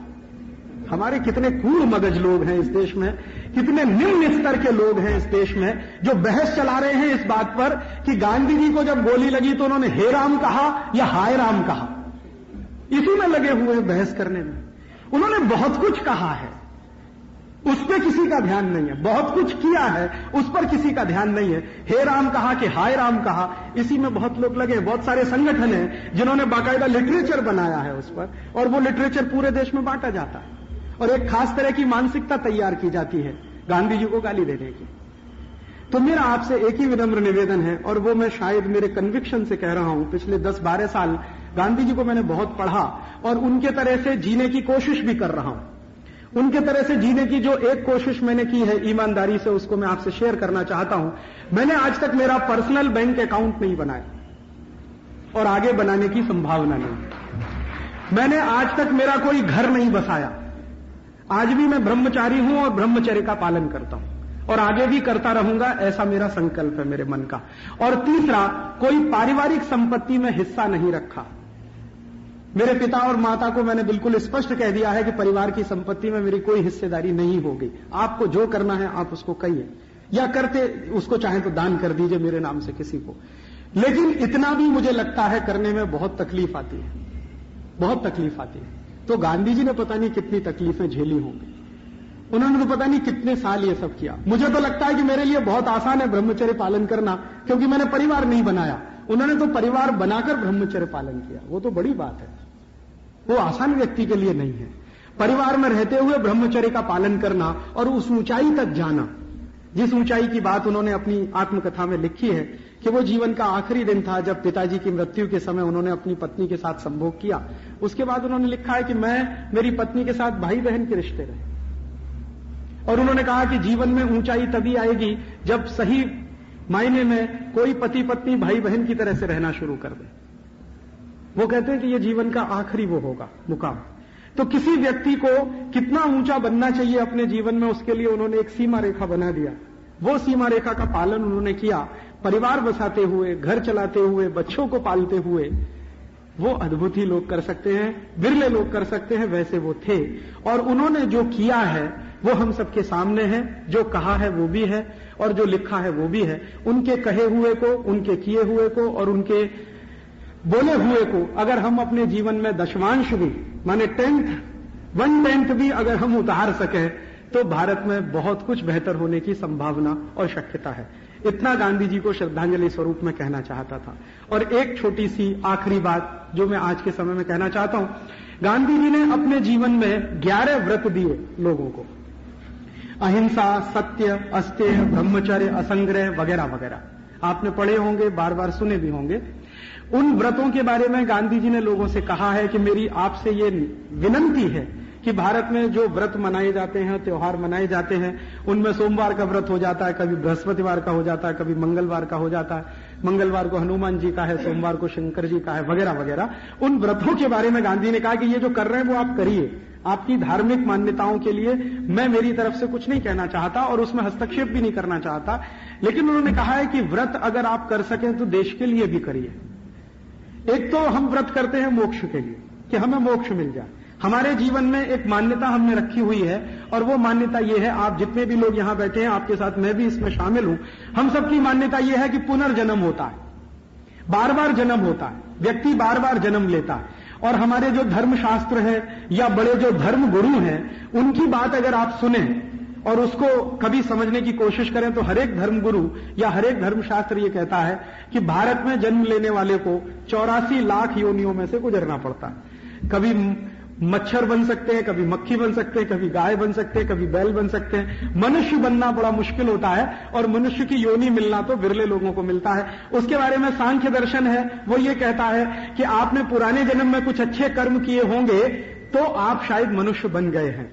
तो गांधी जी ने उसी दर्शन को आगे बढ़ाते हुए लोगों के सामने ये कहा कि आप अपने मोक्ष के लिए अच्छे काम करें, व्रत करें, धार्मिक मान्यताओं का पालन करें, वो तो ठीक ही है, लेकिन देश के कल्याण के लिए भी व्रत करिए, ये उनका कहना था। और उनका ये कहना था कि अगर भारत का कल्याण नहीं होगा तो आप में से किसी को मोक्ष नहीं मिलेगा। बिल्कुल स्पष्ट कह दिया। यह कहने की हिम्मत आज तक किसी धर्मगुरु में नहीं हुई। मैंने हिंदुस्तान के इतिहास में शंकराचार्य से लेकर आज तक बहुत सारे धर्मगुरुओं को पढ़ा और काफी को आज के जमाने में सुना भी। किसी में हिम्मत नहीं है यह कहने की कि जब तक देश का कल्याण नहीं होगा तुमको मोक्ष नहीं मिलेगा, तुम्हारी आत्मा भटकती ही रहेगी। तो देश का कल्याण कर लो, तुम्हारा मोक्ष अपने आप हो जाएगा। और फिर किसी ने गांधी जी से पूछा कि आप ये सब काय के लिए करते हैं? अंग्रेजों को भगाना, हिंदुस्तान को नए सिरे से खड़ा करना। तो गांधी जी ने कहा यह सब मैं मोक्ष के लिए करता हूं। यह मत कहना कि भारत की आजादी के लिए करता हूं, यह उनका लिखा हुआ वाक्य है। यह सब मैं मोक्ष के लिए करता हूं। तो किसी ने कहा मोक्ष माने क्या? कि ईश्वर की प्राप्ति। तो ईश्वर की प्राप्ति के लिए मैंने यह तय किया है मेरा रास्ता। तो उन्होंने कहा कि इससे ईश्वर की प्राप्ति कैसे होगी? तो वो सुनाने लगे, देखो भारत आजाद हो जाएगा, आजाद होने के बाद खुशहाल हो जाएगा, गरीबी खत्म हो जाएगी, बेकारी खत्म हो जाएगी, भूखमरी खत्म हो जाएगी, अन्याय नहीं होगा, हर व्यक्ति को सम्मानजनक जीवन बिताने का अधिकार मिलेगा। ये सब जब हो जाएगा तो मुझे मोक्ष मिल जाएगा। अब आप देखिए, इतना बड़ा योगी आदमी किस बात की कल्पना करता है? हम लोग कल्पना करते हैं ना, मोक्ष उन्हीं को सिद्ध होता है जो योगी होते हैं। और योगी कौन होता है? जो अपने को दूसरों से ऊपर उठा लेता है। लेकिन गांधी जी कह रहे हैं कि मैं अकेला ऊपर नहीं उठूंगा, ये सबको अपने साथ ऊपर उठाऊंगा, तब मुझे मोक्ष मिलेगा।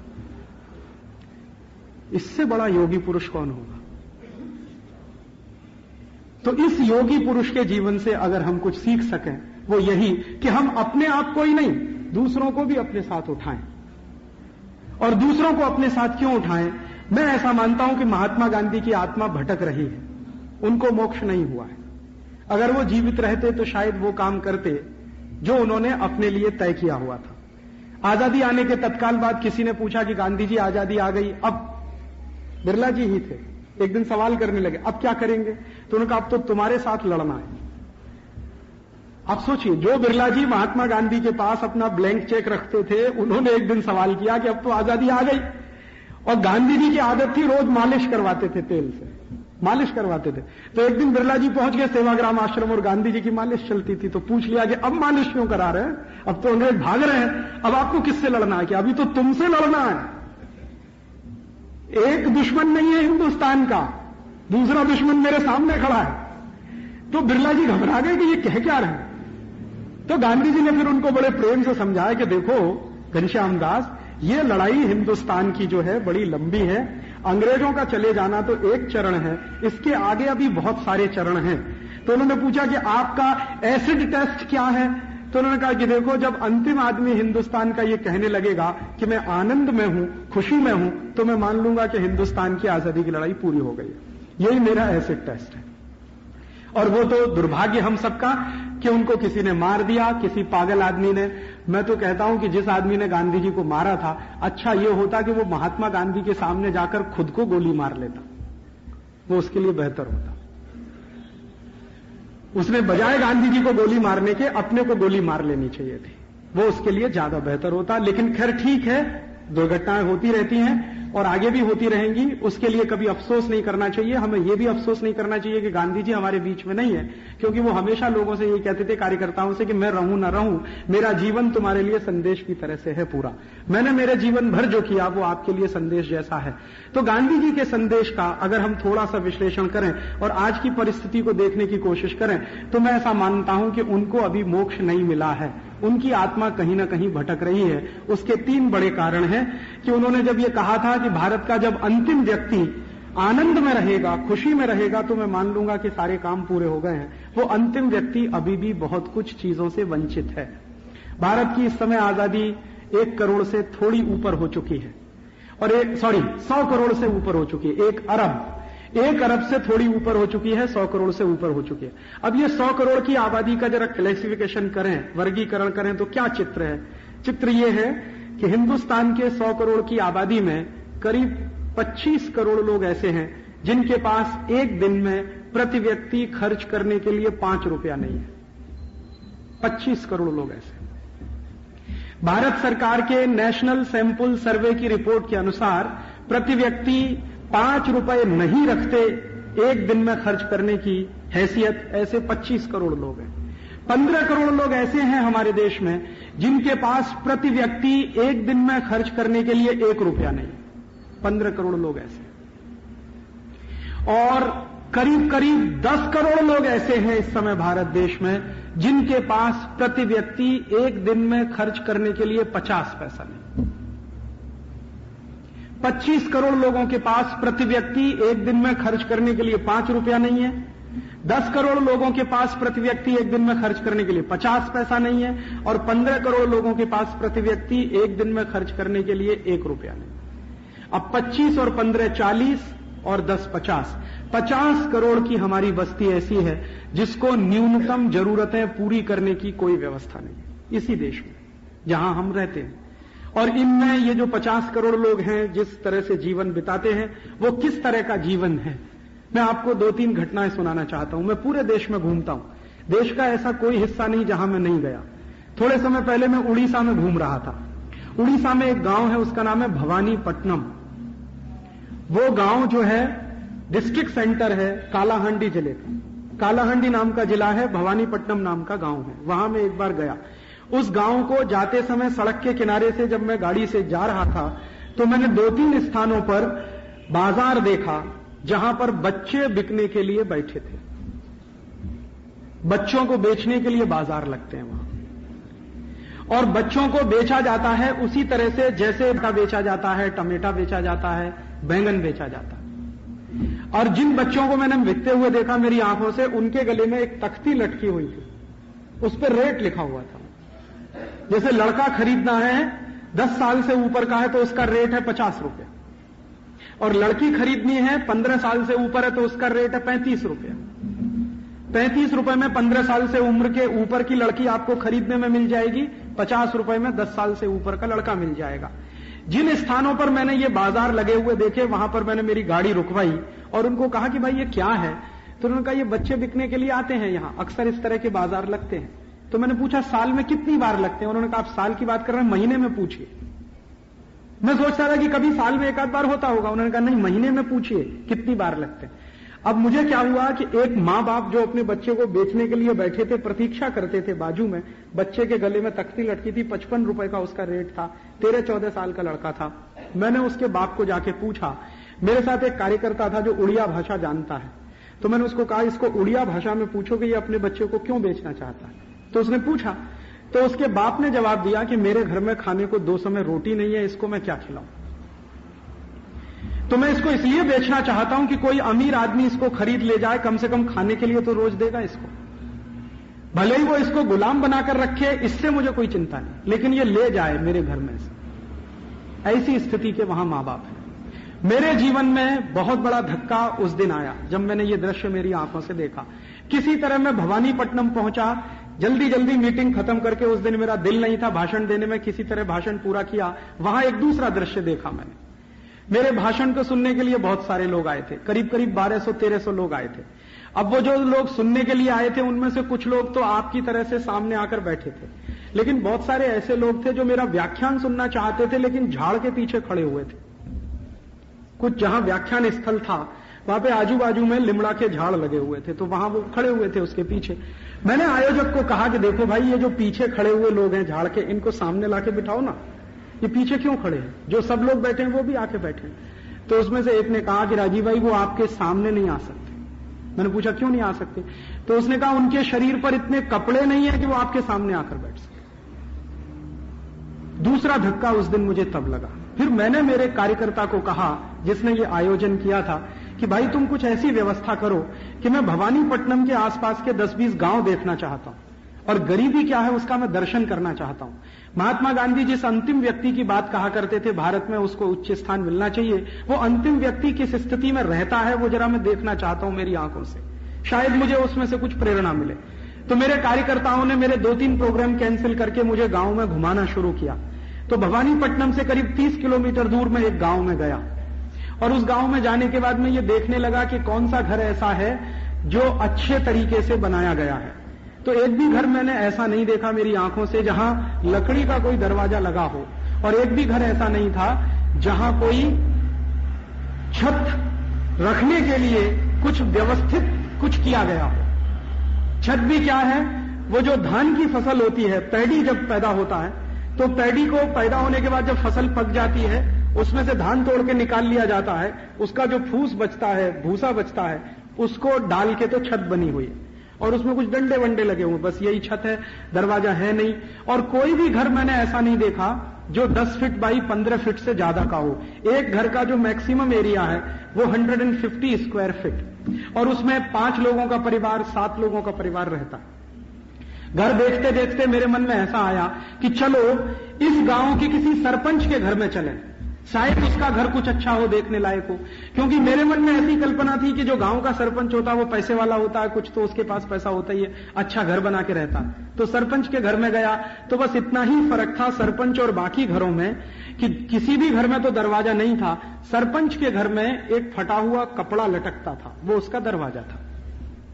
तो किसी ने कहा देखो यही सरपंच का घर है। तो मैंने कहा अच्छा ठीक है भाई, सरपंच को जरा बाहर बुलाओ, उससे मुझे कुछ चर्चा करनी है। तो मेरे कार्यकर्ता ने पूछा क्या चर्चा करनी है, तो उसने कहा कि उसके बारे में, उससे मैं पूछना चाहता हूं ये गरीबी इतनी ज्यादा क्यों है यहां पर, शायद मुझे उससे कुछ ज्ञान मिल सके। तो उसने कहा ठीक है मैं बुलाता हूं। तो उसने आवाज दिया उड़िया भाषा में। तो मैंने देखा कि सरपंच नहीं आया, पहले उसकी पत्नी बाहर आई, और जब उसकी पत्नी बाहर आई तो मैंने देखा कि उस बहन के शरीर पर 2 मीटर कपड़ा नहीं था जिससे वो अपने पूरे शरीर को ढक सके, 2 मीटर कपड़ा नहीं था।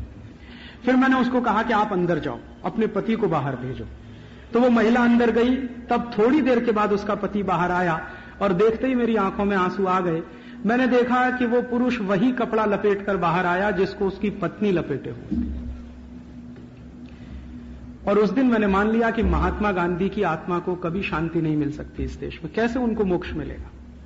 जिस अंतिम व्यक्ति की कल्पना करके वो इस देश में से चले गए, वो अंतिम व्यक्ति आज इस स्थिति में है कि 2 मीटर कपड़ा नहीं अपने शरीर पर पहनने के लिए, और एक ही कपड़ा है, उसको बदल बदल कर पत्नी लपेटती है और पति लपेटता है। पत्नी जब पानी भरने के लिए जाती है तो कपड़े को लपेट कर जाती है, पति जब बाजार में कहीं मजदूरी का काम करने के लिए जाता है तो पत्नी को अंदर रख के वो कपड़ा लपेट कर बाहर जाता है। ऐसी परिस्थिति में हिंदुस्तान के करोड़ों परिवार रहते हैं। भारत सरकार के आंकड़ों के अनुसार अभी हमारे देश में 11 करोड़ परिवार ऐसे हैं जिनमें प्रति व्यक्ति एक आदमी के पास 2 मीटर कपड़ा नहीं है पहनने को। 11 करोड़ परिवार ऐसे हैं पूरे देश में। सरकार के आंकड़ों के अनुसार 13 करोड़ परिवार ऐसे हैं हमारे देश में जहां की महिलाओं को, माताओं को, बहनों को संडास की व्यवस्था नहीं है अपने घर में। उन महिलाओं को शौच की व्यवस्थाओं को किसी तरह से पूरा करने के लिए सड़क के दोनों किनारे बैठना पड़ता है। और मैं भारत के गांव-गांव में जाता हूं तो सबसे ज्यादा कोई मुझे, मेरा कार्यकर्ता पूछता है कि राजीव भाई आपको सबसे ज्यादा तकलीफ किस बात से होती है, तो मुझे सबसे ज्यादा तकलीफ उस समय होती है कि जब मैं किसी गांव में घुस रहा होता हूं, मेरी गाड़ी की हेडलाइट सड़क के दोनों किनारे पड़ती है और बहुत सारी महिलाओं को उठ जाना पड़ता है। मेरी गाड़ी निकल जाने के बाद फिर उनको बैठना पड़ता है।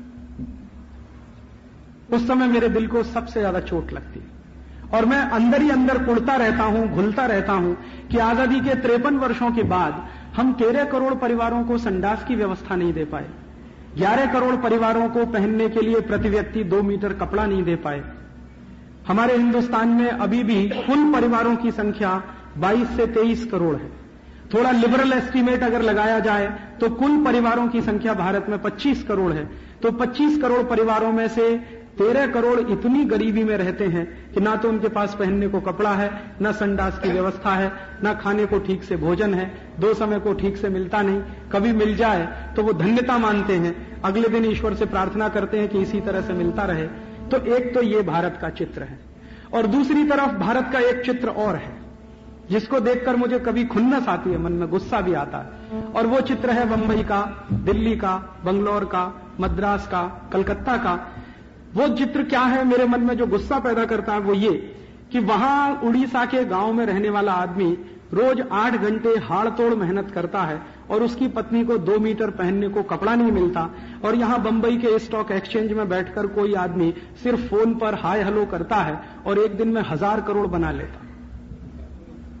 तब मुझे खुन्नस आती है कि ये कौन सी व्यवस्था है जहां हिंदुस्तान का सबसे अंतिम आदमी 8 घंटे मेहनत करे, कहीं हाड़ तोड़ धान लगाए, गेहूं लगाए, गन्ना लगाए, हमारे खाने के लिए पैदा करे, उसको खाने को 2 समय की रोटी नहीं, सबसे ज्यादा मेहनत होती है खेती के काम में, उससे ज्यादा मेहनत का काम दुनिया में कोई दूसरा नहीं।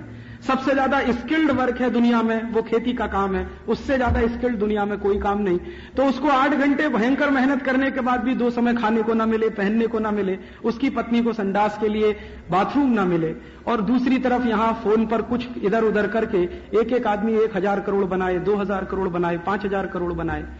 और मैं तो पता नहीं कैसी एक बीमारी फैल गई है हमारे देश के लोगों में कि कुछ लोगों ने तो संकल्प कर लिया है कि 1000 करोड़ से कम संपत्ति होनी ही नहीं चाहिए उनकी, रात दिन उसी में लगे हुए।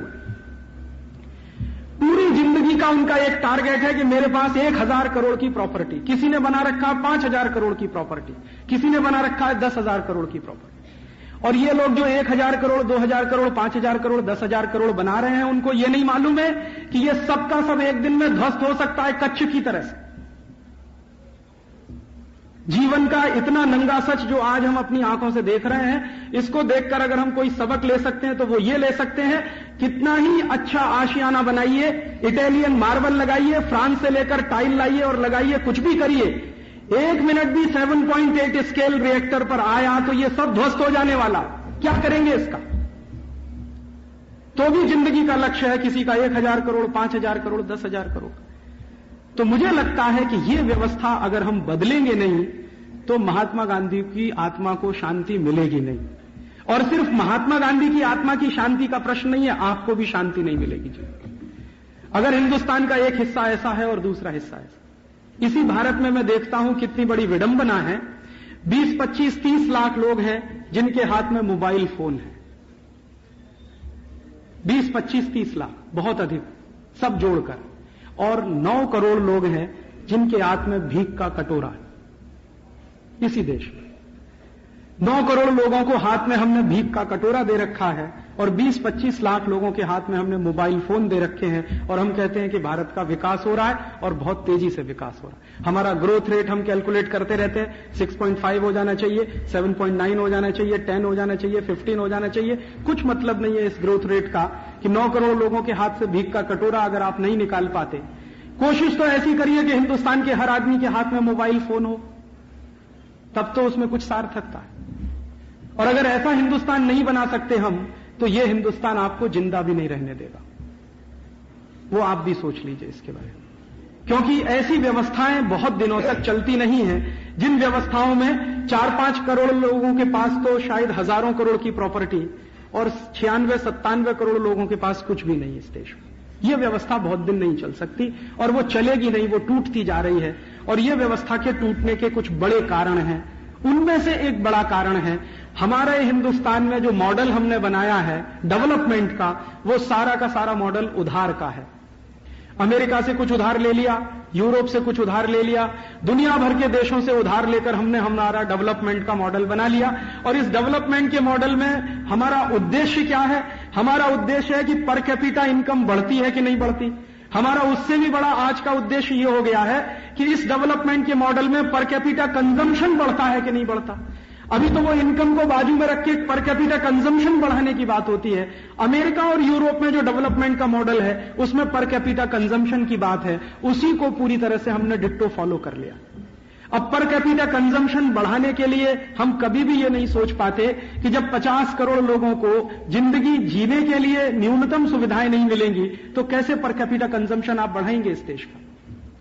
अगर उनकी जिंदगी चलाने के लिए न्यूनतम जरूरतें पूरी हो सकती हैं तब तो पर कैपिटा कंजम्पशन की बात हम कर सकते हैं। यहां तो कुछ भी नहीं है। यूरोप और अमेरिका ने यह पर कैपिटा कंजम्पशन का जो मॉडल बनाया है उसके पीछे एक बड़ी विशेषता है, उसको अगर हम समझ लें तो शायद कुछ चीजें समझ में आने लगेंगी। और यही कह के मैं ये व्याख्यान पूरा करना चाहता हूं कि जिस यूरोप और अमेरिका ने यह पर कैपिटा कंजम्पशन का मॉडल बनाया है उनकी इकोनॉमी की कुछ मान्यताएं हैं, और उनकी इकोनॉमी की जो मान्यताएं हैं वो सोसाइटी में से निकली। उनकी अपनी कुछ सोशल मान्यताएं भी हैं, उनके समाज की भी अपनी मान्यताएं हैं। जैसे यूरोप और अमेरिका का समाज है वो ये कहता है कि पूरा का पूरा जो व्यक्ति है वो सुप्रीम है, बाकी दुनिया में जो कुछ भी है वो व्यक्ति के अधीन है। माने दुनिया का जो ढांचा है उसमें पेड़ हैं, पंछी हैं, पौधे हैं, हमारी नदियां हैं, पहाड़ हैं, पर्वत हैं, झरने हैं, ये सब व्यक्ति के लिए हैं। व्यक्ति सुप्रीम है, बाकी सब उसके नीचे है। ये फिलॉसफी है यूरोप की। इसी फिलॉसफी का पूरी दुनिया में प्रचार किया था रूसों ने। रूसों के पहले देकार्ते ने, देकार्ते के और पहले चले हैं तो जो दो बड़े दार्शनिक माने जाते हैं जैसे प्लेटो वगैरह वगैरह, उन्होंने इसी दर्शन का प्रचार किया। इस दर्शन में से क्या निकला? मनुष्य महत्व का है, बाकी सब उसके नीचे है। तो मनुष्य सुप्रीम है, बाकी सब उसके अधीन है। तो मनुष्य चाहे तो प्रकृति का भी नाश कर सकता है, मनुष्य चाहे तो दुनिया के दूसरे लोगों को गुलाम भी बना सकता है। तो दूसरों को गुलाम बना लेना वो पाप नहीं मानते, दूसरों को लूट लेना वो पाप नहीं मानते, दूसरों को सबसर्विएंट बना लेना में उनको कोई तकलीफ नहीं होती। इस मान्यता में से यूरोप बना, इसी मान्यता में से अमेरिका बना। अब हमने भारत के बारे में कभी सोचा नहीं कि अगर हम यूरोप और अमेरिका का मॉडल अपनाना चाहते हैं तो हमको हमारी मान्यता के बारे में सोचना चाहिए। हमारी मान्यता में क्या है? व्यक्ति सुप्रीम नहीं है। हम ऐसा मानते हैं कि ये जो पूरा पर्यावरण है, ये जो प्रकृति है, इस पूरे पर्यावरण में जो भी कुछ हमको दिखाई दे रहा है उनमें से कोई भी सुप्रीम नहीं है, सब बराबर है। हम चींटी को, मक्खी को, मच्छर को, गाय को, बैल को, बकरी को, भैंस को या किसी भी दूसरी चीज को मनुष्य से ऊपर नहीं मानते। सांख्य दर्शन में एक श्लोक है और ऋग्वेद में भी एक श्लोक है, दोनों में स्पष्ट कहा गया है कि जो जीव हैं, जो जंतु हैं और मनुष्य हैं, ये सब समकक्ष है। तो हमारी मान्यता सबको बराबर मानने की है। तो हमने बराबरी की मान्यता रखी है और उन्होंने मनुष्य को सुप्रीम बनाया है। अब हमने चूंकि बराबरी की मान्यता रखी है, इसलिए उसी में से यह कल्पना भी निकली है कि भाई प्रकृति का नाश मत करो, क्योंकि प्रकृति किसी मनुष्य के अधीन नहीं है। जीव जंतुओं का नाश मत करो, क्योंकि ये जीव जंतु किसी के अधीन नहीं है। भले ही वो कमजोर है या ताकतवर है, इसका बहस हमने कभी नहीं चलाया। यूरोप और अमेरिका में ये जो इकोनॉमी आई है, जिस इकोनॉमी के आधार पर वहां सब कुछ चलता है, उसका एक बेसिक प्रिंसिपल है और वो प्रिंसिपल है survival of the fittest.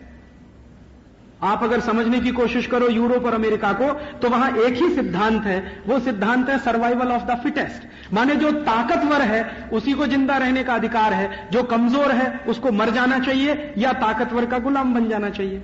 Bharat की जो फिलॉसफी है वो इसके ठीक उल्टी है। भारत की फिलॉसफी है सर्वाइवल ऑफ द वीकेस्ट।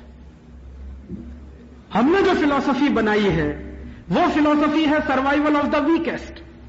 या बल्कि मैं एक कदम आगे जाकर कहूं तो भारत का जो जैन दर्शन है, बौद्ध दर्शन है या जो पारंपरिक हिंदू दर्शन है, उन तीनों को अगर एक वाक्य में लाना हो तो हमारी फिलॉसफी है survival of the all including the weakest. और यूरोप और अमेरिका की फिलॉसफी है सर्वाइवल ऑफ द फिटेस्ट। हम मानते हैं survival of the all including the weakest, और वो मानते ही नहीं कि वीकेस्ट के लिए कुछ होना। तो उनके जो मॉडल हैं उनमें गरीबों के लिए, मुफलिसों के लिए, बेकारों के लिए, मर जाने वाले लोगों के लिए कोई स्थान नहीं है। मरते हैं तो मर जाएं। अमेरिका को बनाने में 10-11 करोड़ रेड इंडियंस मर गए, किसी को अफसोस नहीं है इस बात का। अमेरिका की इतनी वैभव तैयार करने में दुनिया के करोड़ों लोगों को लूट लेना पड़ा, उसका उनको कोई अफसोस नहीं है। यूरोप को इतना भव्य बनाने में दुनिया के 50 देशों की संपत्ति लूटी गई, उनको कोई अफसोस नहीं है। तो वो कहते हैं कि जो गरीब है, बेकार है, मुफलिसी वाला, उसको तो मर जाना चाहिए, जो ताकतवर है उसी को जिंदा रहना चाहिए। तो ताकतवर को जिंदा रहने का जब सिद्धांत आप बनाएंगे तो उसमें से निकलेगा कंपटीशन, और कमजोर से कमजोर को जिंदगी बिताने का अधिकार आप देंगे तो उसमें से निकलेगा कोऑपरेशन। भारतीय जो सभ्यता है वो कोऑपरेशन प्रधान है, अमेरिकन और यूरोपियन जो सभ्यता है वो कंपटीशन प्रधान है। अब हम फंस गए हैं कंपटीशन प्रधान सभ्यता में, जबकि हम रहते हैं कोऑपरेशन प्रधान सोसाइटी में। हमारी जिंदगी का कॉन्ट्रडिक्शन देखिए, जिंदगी की कितनी बड़ी डाइकोटोमी हम हैं कि मान्यता हमारी कंपटीशन वाली है और रहने की जगह कोऑपरेशन वाली है। कैसे चलेगी ये व्यवस्था? और चूंकि हमने कंपटीशन प्रधान मान्यता को अपने दिमाग में भर लिया और ये माना कि बिना कंपटीशन के डेवलपमेंट नहीं होता, मैं ये कहता हूं कि भारतीयता में बिना कोऑपरेशन के डेवलपमेंट नहीं हो सकता। तो हमने क्या किया कि कंपटीशन प्रधान मान्यताओं की चीजों को, तकनीकी को और उनके संसाधनों को लेना शुरू किया और जबरदस्ती उसको कोऑपरेशन प्रधान सोसाइटी में इंप्लीमेंट करना शुरू किया। उसमें से ये निकला है जो आज हम देखते हैं कि 20 लाख लोगों के हाथ में मोबाइल फोन, 9 करोड़ लोगों के हाथ में भीख का कटोरा, 3-4 करोड़ लोगों के पास हजारों करोड़ की प्रॉपर्टी और 96-97 करोड़ लोगों को खाने के लिए भी नहीं। ये इसी में से निकला है। अब हमारे सामने प्रश्न ये है कि हम करें क्या। तो महात्मा गांधी को अगर सच्ची श्रद्धांजलि हम देना चाहते हैं तो ये करें। गांधी जी कहते थे कि किसी भी देश की इकोनॉमी उस देश की मान्यताओं के आधार पर अगर बनेगी तो सस्टेनेबल होगी, और उस देश की मान्यताओं के विरुद्ध कोई मान्यताओं को आयात करके बनेगी तो सस्टेनेबल नहीं होगी। हम अगर हमारी इकोनॉमी को सस्टेनेबल बनाना चाहते हैं तो अपनी मान्यताओं के हिसाब से नया स्ट्रक्चर खड़ा करना पड़ेगा जिसमें कोऑपरेशन की प्रधानता होगी, कंपटीशन की नहीं। अगर हम कोऑपरेशन की प्रधानता के आधार पर काम करना शुरू करें तो ये जो दिखाई दे रहा है भारत, इसको 20 साल में हम बदल सकते हैं। बहुत मुश्किल नहीं है। और इस भारत को अगले 20 से 25 सालों में बदल देने के लिए मैंने एक प्लान तैयार किया, और वो प्लान अगले 25 वर्षों के लिए तैयार किया। और मैं चाहता हूं कि अगले 25 वर्षों तक इस प्लान पर हम सब लोग अगर काम करें तो 25 वर्षों के बाद हमारी जो नई पीढ़ी जवान होगी, जैसे ये सामने कुछ बच्चे मुझे दिखाई दे रहे हैं, ये शायद उस भारत के बारे में जो गांधी जी ने कभी सपना देखा था रह सकेंगे ऐसे भारत में, और उसको और बेहतर बनाने के लिए काम कर सकेंगे। आप पूछेंगे राजीव भाई ये 25 साल की जो योजना है इसके कुछ सूत्र आप बता दीजिए। 2-3 सूत्र बता के मेरा व्याख्यान में पूरा करता हूं। सबसे पहला सूत्र ये है कि हमारे देश में ये जो कंपटीशन घुस गया, इसमें से बाहर निकलना है हमको। तो कंपटीशन से बाहर निकलने के लिए दूसरा विकल्प क्या है? कोऑपरेशन में जाना है। तो कोऑपरेशन के लिए क्या करना है? हर एक व्यक्ति दूसरे की मदद करे। मैं रहता हूं, मेरा कोई पड़ोसी है, वो मुझसे नीची स्थिति में है, तो मैं उसकी मदद करूं। उसका कोई पड़ोसी है, वो उसकी मदद करे। उसका कोई पड़ोसी है, वो उसकी मदद करे। अब आप पूछोगे कि मदद कैसे करें? खैरात दें क्या उसको? पैसा दें क्या? भीख दें? भीख नहीं चाहिए उसको, खैरात भी नहीं चाहिए उसको। उसको सम्मानजनक जिंदगी बिताने के लिए कुछ जरूरतें हैं, वो पूरा करने के लिए आपका सहयोग चाहिए। तो आप कैसा सहयोग कर सकते हैं? मैं आपसे निवेदन यह करना चाहता हूं कि आप जिस मोहल्ले में रहते हैं, जिस गांव में रहते हैं, जिस सोसाइटी में रहते हैं, अगर उसके आसपास कुछ गरीब लोग हैं और वो कुछ उत्पादन करते हैं या कुछ व्यापार करते हैं, तो आप उनके उत्पादन को खरीदने का काम करें, उनके व्यापार को प्रमोट करने का काम करें। यही मदद आपकी उनके लिए सबसे बड़ी मदद होगी। उनको आपसे एड नहीं चाहिए, ट्रेड चाहिए। ये जो हमारे मन में घुस गया है ना कि हम एड देते रहे तो मदद, कुछ नहीं, उनको ट्रेड चाहिए। बहुत कुछ लोग बनाते हैं हमारे देश में, लेकिन हम उसको इसलिए नहीं खरीदते कि वो कंपटीशन प्रधान नहीं है। और आयात होके बहुत कुछ आता है, हम उसको इसलिए खरीदते हैं कि वो कंपटीशन प्रधान है। चाइना से माल आ रहा है, अंधाधुंध बिक रहा है बंबई के बाजार में। क्यों बिक रहा है? कि हम कह रहे हैं वो कंपटीशन प्रधान है। क्यों प्रधान है? क्योंकि 1 रुपए का सेल बिक रहा है, ले लो भाई। टॉर्च बिक रही है 5 रुपए की, 10 रुपए की ले लो। साइकिल मिल रही है 300-400 रुपए की, ले लो। चीन से आके कुछ भी सस्ते के सस्ते इलेक्ट्रॉनिक सामान मिल रहे हैं, ले लो। चीन से आके बहुत कुछ मिल रहा है, ले लो। अरे जरा सोचो आप अपने दिमाग पर जोर डालकर कि चीन से आने वाला माल इतना सस्ता क्यों मिल रहा है? चीन से आने वाला माल इसलिए सस्ता मिल रहा है, सबसे बड़ी बात कि उनके यहां कोई डेमोक्रेसी नहीं है, पूरा का पूरा डिक्टेटरशिप है। डिक्टेटरशिप इस तरह का है कि कोई मजदूर दिन भर काम करे और उसको 10 रुपए भी पगार न मिले तो उसके लिए वो कोई अफसोस नहीं करता कभी। आप जानते हैं हिंदुस्तान की करेंसी और चीन की करेंसी का अगर ध्यान रखा जाए तो एवरेज एक मजदूर को एक दिन में 10 रुपए मिलता है चीन। और चीन की सरकार चूंकि डिक्टेटरशिप वाली है तो वो बहुत सारे ऐसे लोगों से उत्पादन कराती है जिनको एक पैसा भी नहीं देती। जैसे चीन की जेलों में बहुत सारे कैदी बंद हैं, वो सारे कैदियों से प्रोडक्शन कराया जाता है, बदले में एक ढेला उनको नहीं दिया जाता।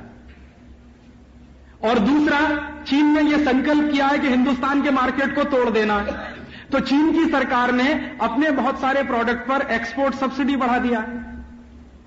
और एक्सपोर्ट सब्सिडी बढ़ाकर उन्होंने तीसरा एक बेहतरीन काम और किया है कि जो चीन में बनने वाला माल दुनिया के किसी भी देश में एक्सपोर्ट होगा उस पर लोकल टैक्सेस भी माफ। तो एक तो लोकल टैक्सेस माफ कर दिए, बिजली बहुत सस्ती कर दी है। आप हिंदुस्तान में एक फैक्ट्री चलाते हैं, इस समय आपको 4-4.5 रुपए यूनिट देना पड़ता होगा। चीन में वही एक फैक्ट्री चलती है, 90 पैसे यूनिट का खर्च आता है, तो 90 पैसे यूनिट की बिजली है। और चीन में अगर एक्सपोर्ट करो आप माल को तो उसके लिए उन्होंने रेट ऑफ इंटरेस्ट 1% से लेकर 4.5% के बीच में फिक्स किया हुआ। 1-1.5% पर चीन में आपको अरबों डॉलर का लोन मिल सकता है अगर एक्सपोर्ट करना है। आपकी फैक्ट्री अगर एक्सपोर्ट ओरिएंटेड है तो फिर उन्होंने बिजली भी कम की हुई है, लेबर उनके यहां बहुत सस्ता है और कोई लेबर लॉ नहीं है। आज कान पकड़ के 10 लोगों को निकाल दीजिए, कल 100 लोगों को निकाल दीजिए, कोई अफसोस नहीं है, कोई कोर्ट में नहीं जा सकता, कुछ नहीं है वहां पर। तो इस तरह के कानून और इंफ्रास्ट्रक्चर होने के कारण उन्होंने अपने माल को बेहद सस्ता बना लिया। क्यों? क्योंकि कंपटीशन करना है ना। कंपटीशन का तो एक ही उद्देश्य है ना कि आप जितने सस्ते बेच रहे हैं उससे सस्ता कोई दूसरा बेचे। आप 10 रुपए में बैटरी बेच रहे हैं, वो 2 रुपए में बेचें। आप 2 रुपए पे आ जाएं तो वो 1.5 रुपए में बेचें। आप 1.5 पे आ जाएं वो 1.25 रुपए में। इसकी कोई लिमिट नहीं है कंपटीशन की। मैं कहना यह चाहता हूं, आप अगर कोशिश करेंगे कि हिंदुस्तान में हम सारे इंडस्ट्रीज को इस तरह से रीस्ट्रक्चर्ड करें कि हिंदुस्तान में भी बैटरी 1 रुपए की बिकने लगे, तो चीन वाले 50 पैसा कर देंगे उसका। फिर आप कोशिश करोगे चलो हम भी 50 पैसे में, वो 25 पैसा कर देंगे उसका। फिर आप 25 पे आओगे, वो कहेंगे 5 पैसे में ले लो। फिर आप कहोगे हम 5 में देंगे, वो कहेंगे मुफ्त में ले लो। फिर कोई दिन कहेंगे कि मुफ्त में क्यों, हमारी बैटरी लो, ऊपर से 5 रुपया और ले लो। मैं आपको सिर्फ एक ही बात समझाना चाहता हूं कि कंपटीशन की कोई लास्ट लिमिट नहीं होती है। इसलिए ये कंपटीशन के चक्कर में ना फंसे, इसमें से निकलकर कोऑपरेशन में जाएं। तो कोऑपरेशन में जाएंगे तो क्या होगा कि भाई मेरे देश में बनता है, मेरा कोई पड़ोसी माल बनाता है, कोई उसका उत्पादन करता है, उसको रोजगार मिलता है, मैं वही माल लूंगा जिससे मेरे पड़ोसी को रोजगार मिलता है, मैं वही सामान खरीदूंगा जिससे मेरे पड़ोसी को व्यापार मिलता है। अगर हम उसको रोजगार दे सकें, व्यापार दे सकें, इसके लिए कोई कोऑपरेशन की नीति पूरी दुनिया में, पूरे देश में चलाएं, तो इसमें से हिंदुस्तान निकल आएगा जहां फंस गया है पूरा का पूरा देश। और ये जो मैं आपके सामने पेश कर रहा हूं, ये पिछले 10 वर्षों से बहुत ज्यादा सोचने के बाद मुझे समझ में आया कि हम कंपटीशन में फंस गए। कोऑपरेशन वाले लोग कंपटीशन में फंसेंगे तो ना तो वो कंपटीशन कर पाएंगे ना कोऑपरेशन कर पाएंगे। और कंपटीशन वालों के सामने अगर आप खड़े हो जाएंगे तो उनकी कोई लिमिट नहीं है, ना चीन की कोई लिमिट है, ना यूरोप के लोगों की कोई लिमिट है। आप उस लिमिट को कभी क्रॉस नहीं कर पाएंगे। तो वापस लौटें और अपनी कोऑपरेशन की दुनिया में चलें। और कोऑपरेशन की दुनिया क्या, फिर रिपीट कर रहा हूं अंतिम बात, कि अगर आपके गांव में कुछ माल बनता है उसको पहले खरीदें, कोऑपरेशन ये है। आपके गांव में नहीं बनता, बाजू के किसी गांव में बनता है, उसको खरीदें, वो कोऑपरेशन। आपके 2 गांव के बाजू में नहीं बनता, किसी जिले में बनता है, उसको खरीदें, वो कोऑपरेशन है। और जिले में भी नहीं बनता, मेरे किसी प्रदेश में बनता है, उसको खरीदें, वो कोऑपरेशन है। प्रदेश में भी नहीं बनता, भारत के किसी दूसरे प्रदेश में बनता है, उसको खरीदें, वो कोऑपरेशन है। तो ये कोऑपरेशन की भावना अगर हम समझ पाए तो मैं मानता हूं कि भारत की पूरी व्यवस्था को बदलने के लिए ये एक बात काफी है। और कोऑपरेशन की दुनिया में हम अगर वापस लौट आए तो हिंदुस्तान की ये गरीबी, भुखमरी, बेकारी सब हम दूर कर सकते हैं। और गरीबी, भुखमरी, बेकारी को दूर कर पाए तो शायद अपने लिए भी और महात्मा गांधी की आत्मा के लिए मोक्ष की परिस्थितियां बना सकते हैं। तो मोक्ष की परिस्थिति बनाने के लिए सिर्फ मैं इतना ही कहना चाहता था। गांधी जी ने 11 व्रत दिए, उनमें से एक व्रत है स्वदेशी। वो स्वदेशी का व्रत इसी कोऑपरेशन के सिद्धांत पर टिका हुआ है। तो आज आप इस हॉल से जब उठकर जाएं तो अपने मन में ये संकल्प लेकर जाएं कि गांधी जी ने जो स्वदेशी का व्रत हमें दिया कोऑपरेटिव सोसाइटी बनाने के लिए, वो सोसाइटी बनाने के लिए हम हमारे जीवन में स्वदेशी का संकल्प करेंगे और इन विदेशियों का बहिष्कार करेंगे। वस्तुओं के स्तर पर जब आप बहिष्कार करने का संकल्प कर लेंगे तो अपने जीवन में ऐसा कुछ करिए कि गलती से भी कोई चाइनीज प्रोडक्ट मत खरीदिए, उसकी जगह कोई भारतीय वस्तु ही खरीदिए। कोई कहेगा कि राजीव भाई वो तो सस्ता है, हमारा महंगा है, तो कोऑपरेशन की भावना से खरीदिए, ना कि कंपटीशन की भावना से। भले ही हमारे देश का कोई प्रोडक्ट महंगा है, लेकिन यह मानकर खरीदिए कि यह प्रोडक्ट खरीदने से मैं किसी गरीब आदमी को रोजगार दे रहा हूं, यह प्रोडक्ट खरीदने से मैं किसी को व्यापार दे रहा हूं, यह प्रोडक्ट खरीदने से मैं किसी को गरीबी से बाहर लाने की कोशिश कर रहा हूं। अन्यथा क्या होगा, आप सब लोगों ने विदेशी माल जैसे खरीदना शुरू किया है, हिंदुस्तान के 4,62,000 उद्योग बंद हो गए। ऑयल इंडस्ट्री पूरी कोलैप्स हो चुकी है इस देश की। मैं घूम रहा हूं पूरे देश में। थोड़े दिन पहले मैं सौराष्ट्र गया था। सौराष्ट्र में 700 ऑयल मिलें बंद पड़ी हैं।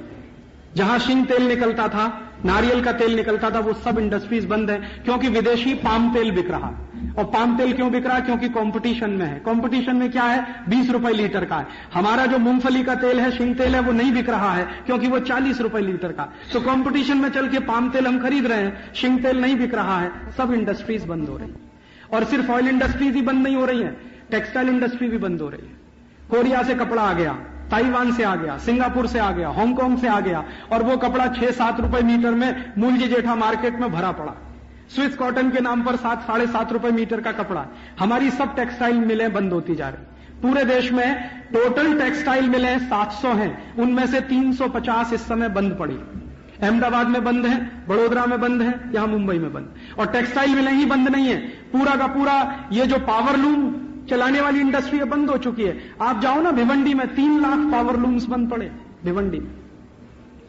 इसी तरह से विदेशी सीमेंट आ रहा, विदेशी आयरन आ रहा, लोहा आ रहा है, विदेशी दवाएं आ रही हैं, विदेशी जूते आ रहे हैं, कॉस्मेटिक्स के सामान आ रहे हैं। अभी तो सरकार 1 अप्रैल से इस कंपटीशन को और बढ़ाने जा रही है। 1 अप्रैल सन 2001 के बाद सरकार कह रही है कि बाहर से आने वाली कोई वस्तु पर कस्टम ड्यूटी नहीं होगी, 0 कस्टम ड्यूटी। और बाहर से आने वाली कोई भी वस्तु पर क्वांटिटेटिव रिस्ट्रिक्शंस भी नहीं होंगे। तो क्वांटिटेटिव रिस्ट्रिक्शंस हटा देंगे, कस्टम ड्यूटी पूरी विड्रॉ कर लेंगे, तो विदेशी माल बिकेगा हिंदुस्तान में 10 रुपए किलो, स्वदेशी माल होगा 50 रुपए किलो। तो लोगों के मन में क्या है, कंपटीशन बिठा दिया ना, तो वो कहेंगे कंपटीशन करो। अब कंपटीशन होता है 2 बराबर के लोगों में, आप इस बात को ध्यान कर लीजिए। अगर चीन का कोई माल भारत में आकर बिकता है और चीन में उस माल का उत्पादन करने के लिए 90 पैसे यूनिट की बिजली है, 1.5% के रेट पर उनको 1.5% के ब्याज पर अरबों डॉलर का लोन है और 100% एक्सपोर्ट की सब्सिडी है, तो अगर यही फैसिलिटीज भारत में नहीं है तो कैसे कंपटीशन करेंगे? यूरोप और अमेरिका की कंपनियां आ रही हैं। अमेरिका में जानते हैं मैक्सिमम रेट ऑफ इंटरेस्ट इस समय 4.5%, तो 4.5% के रेट पर अरबों डॉलर का लोन वो लेकर आए और हिंदुस्तान के किसी उद्योगपति को कर्ज लेने के लिए कम से कम तो 12, 13, 14% ब्याज देना पड़े, तो 1.5% का ब्याज और 4.5% का, और यहां का ब्याज 12%, 13%, 15% का, दोनों में कभी कंपटीशन होगा क्या? विदेशी कंपनियां आती हैं, उनको 10 साल के लिए टैक्स हॉलिडे, और आपके ऊपर 43 डिपार्टमेंट बिठा दिए सरकार ने जो रोज आपका खून पीने थे। हिंदुस्तान में एक फैक्ट्री आप चलाइए, एक दिन मैं हिसाब जोड़ रहा था, 43 इंस्पेक्टर आते हैं।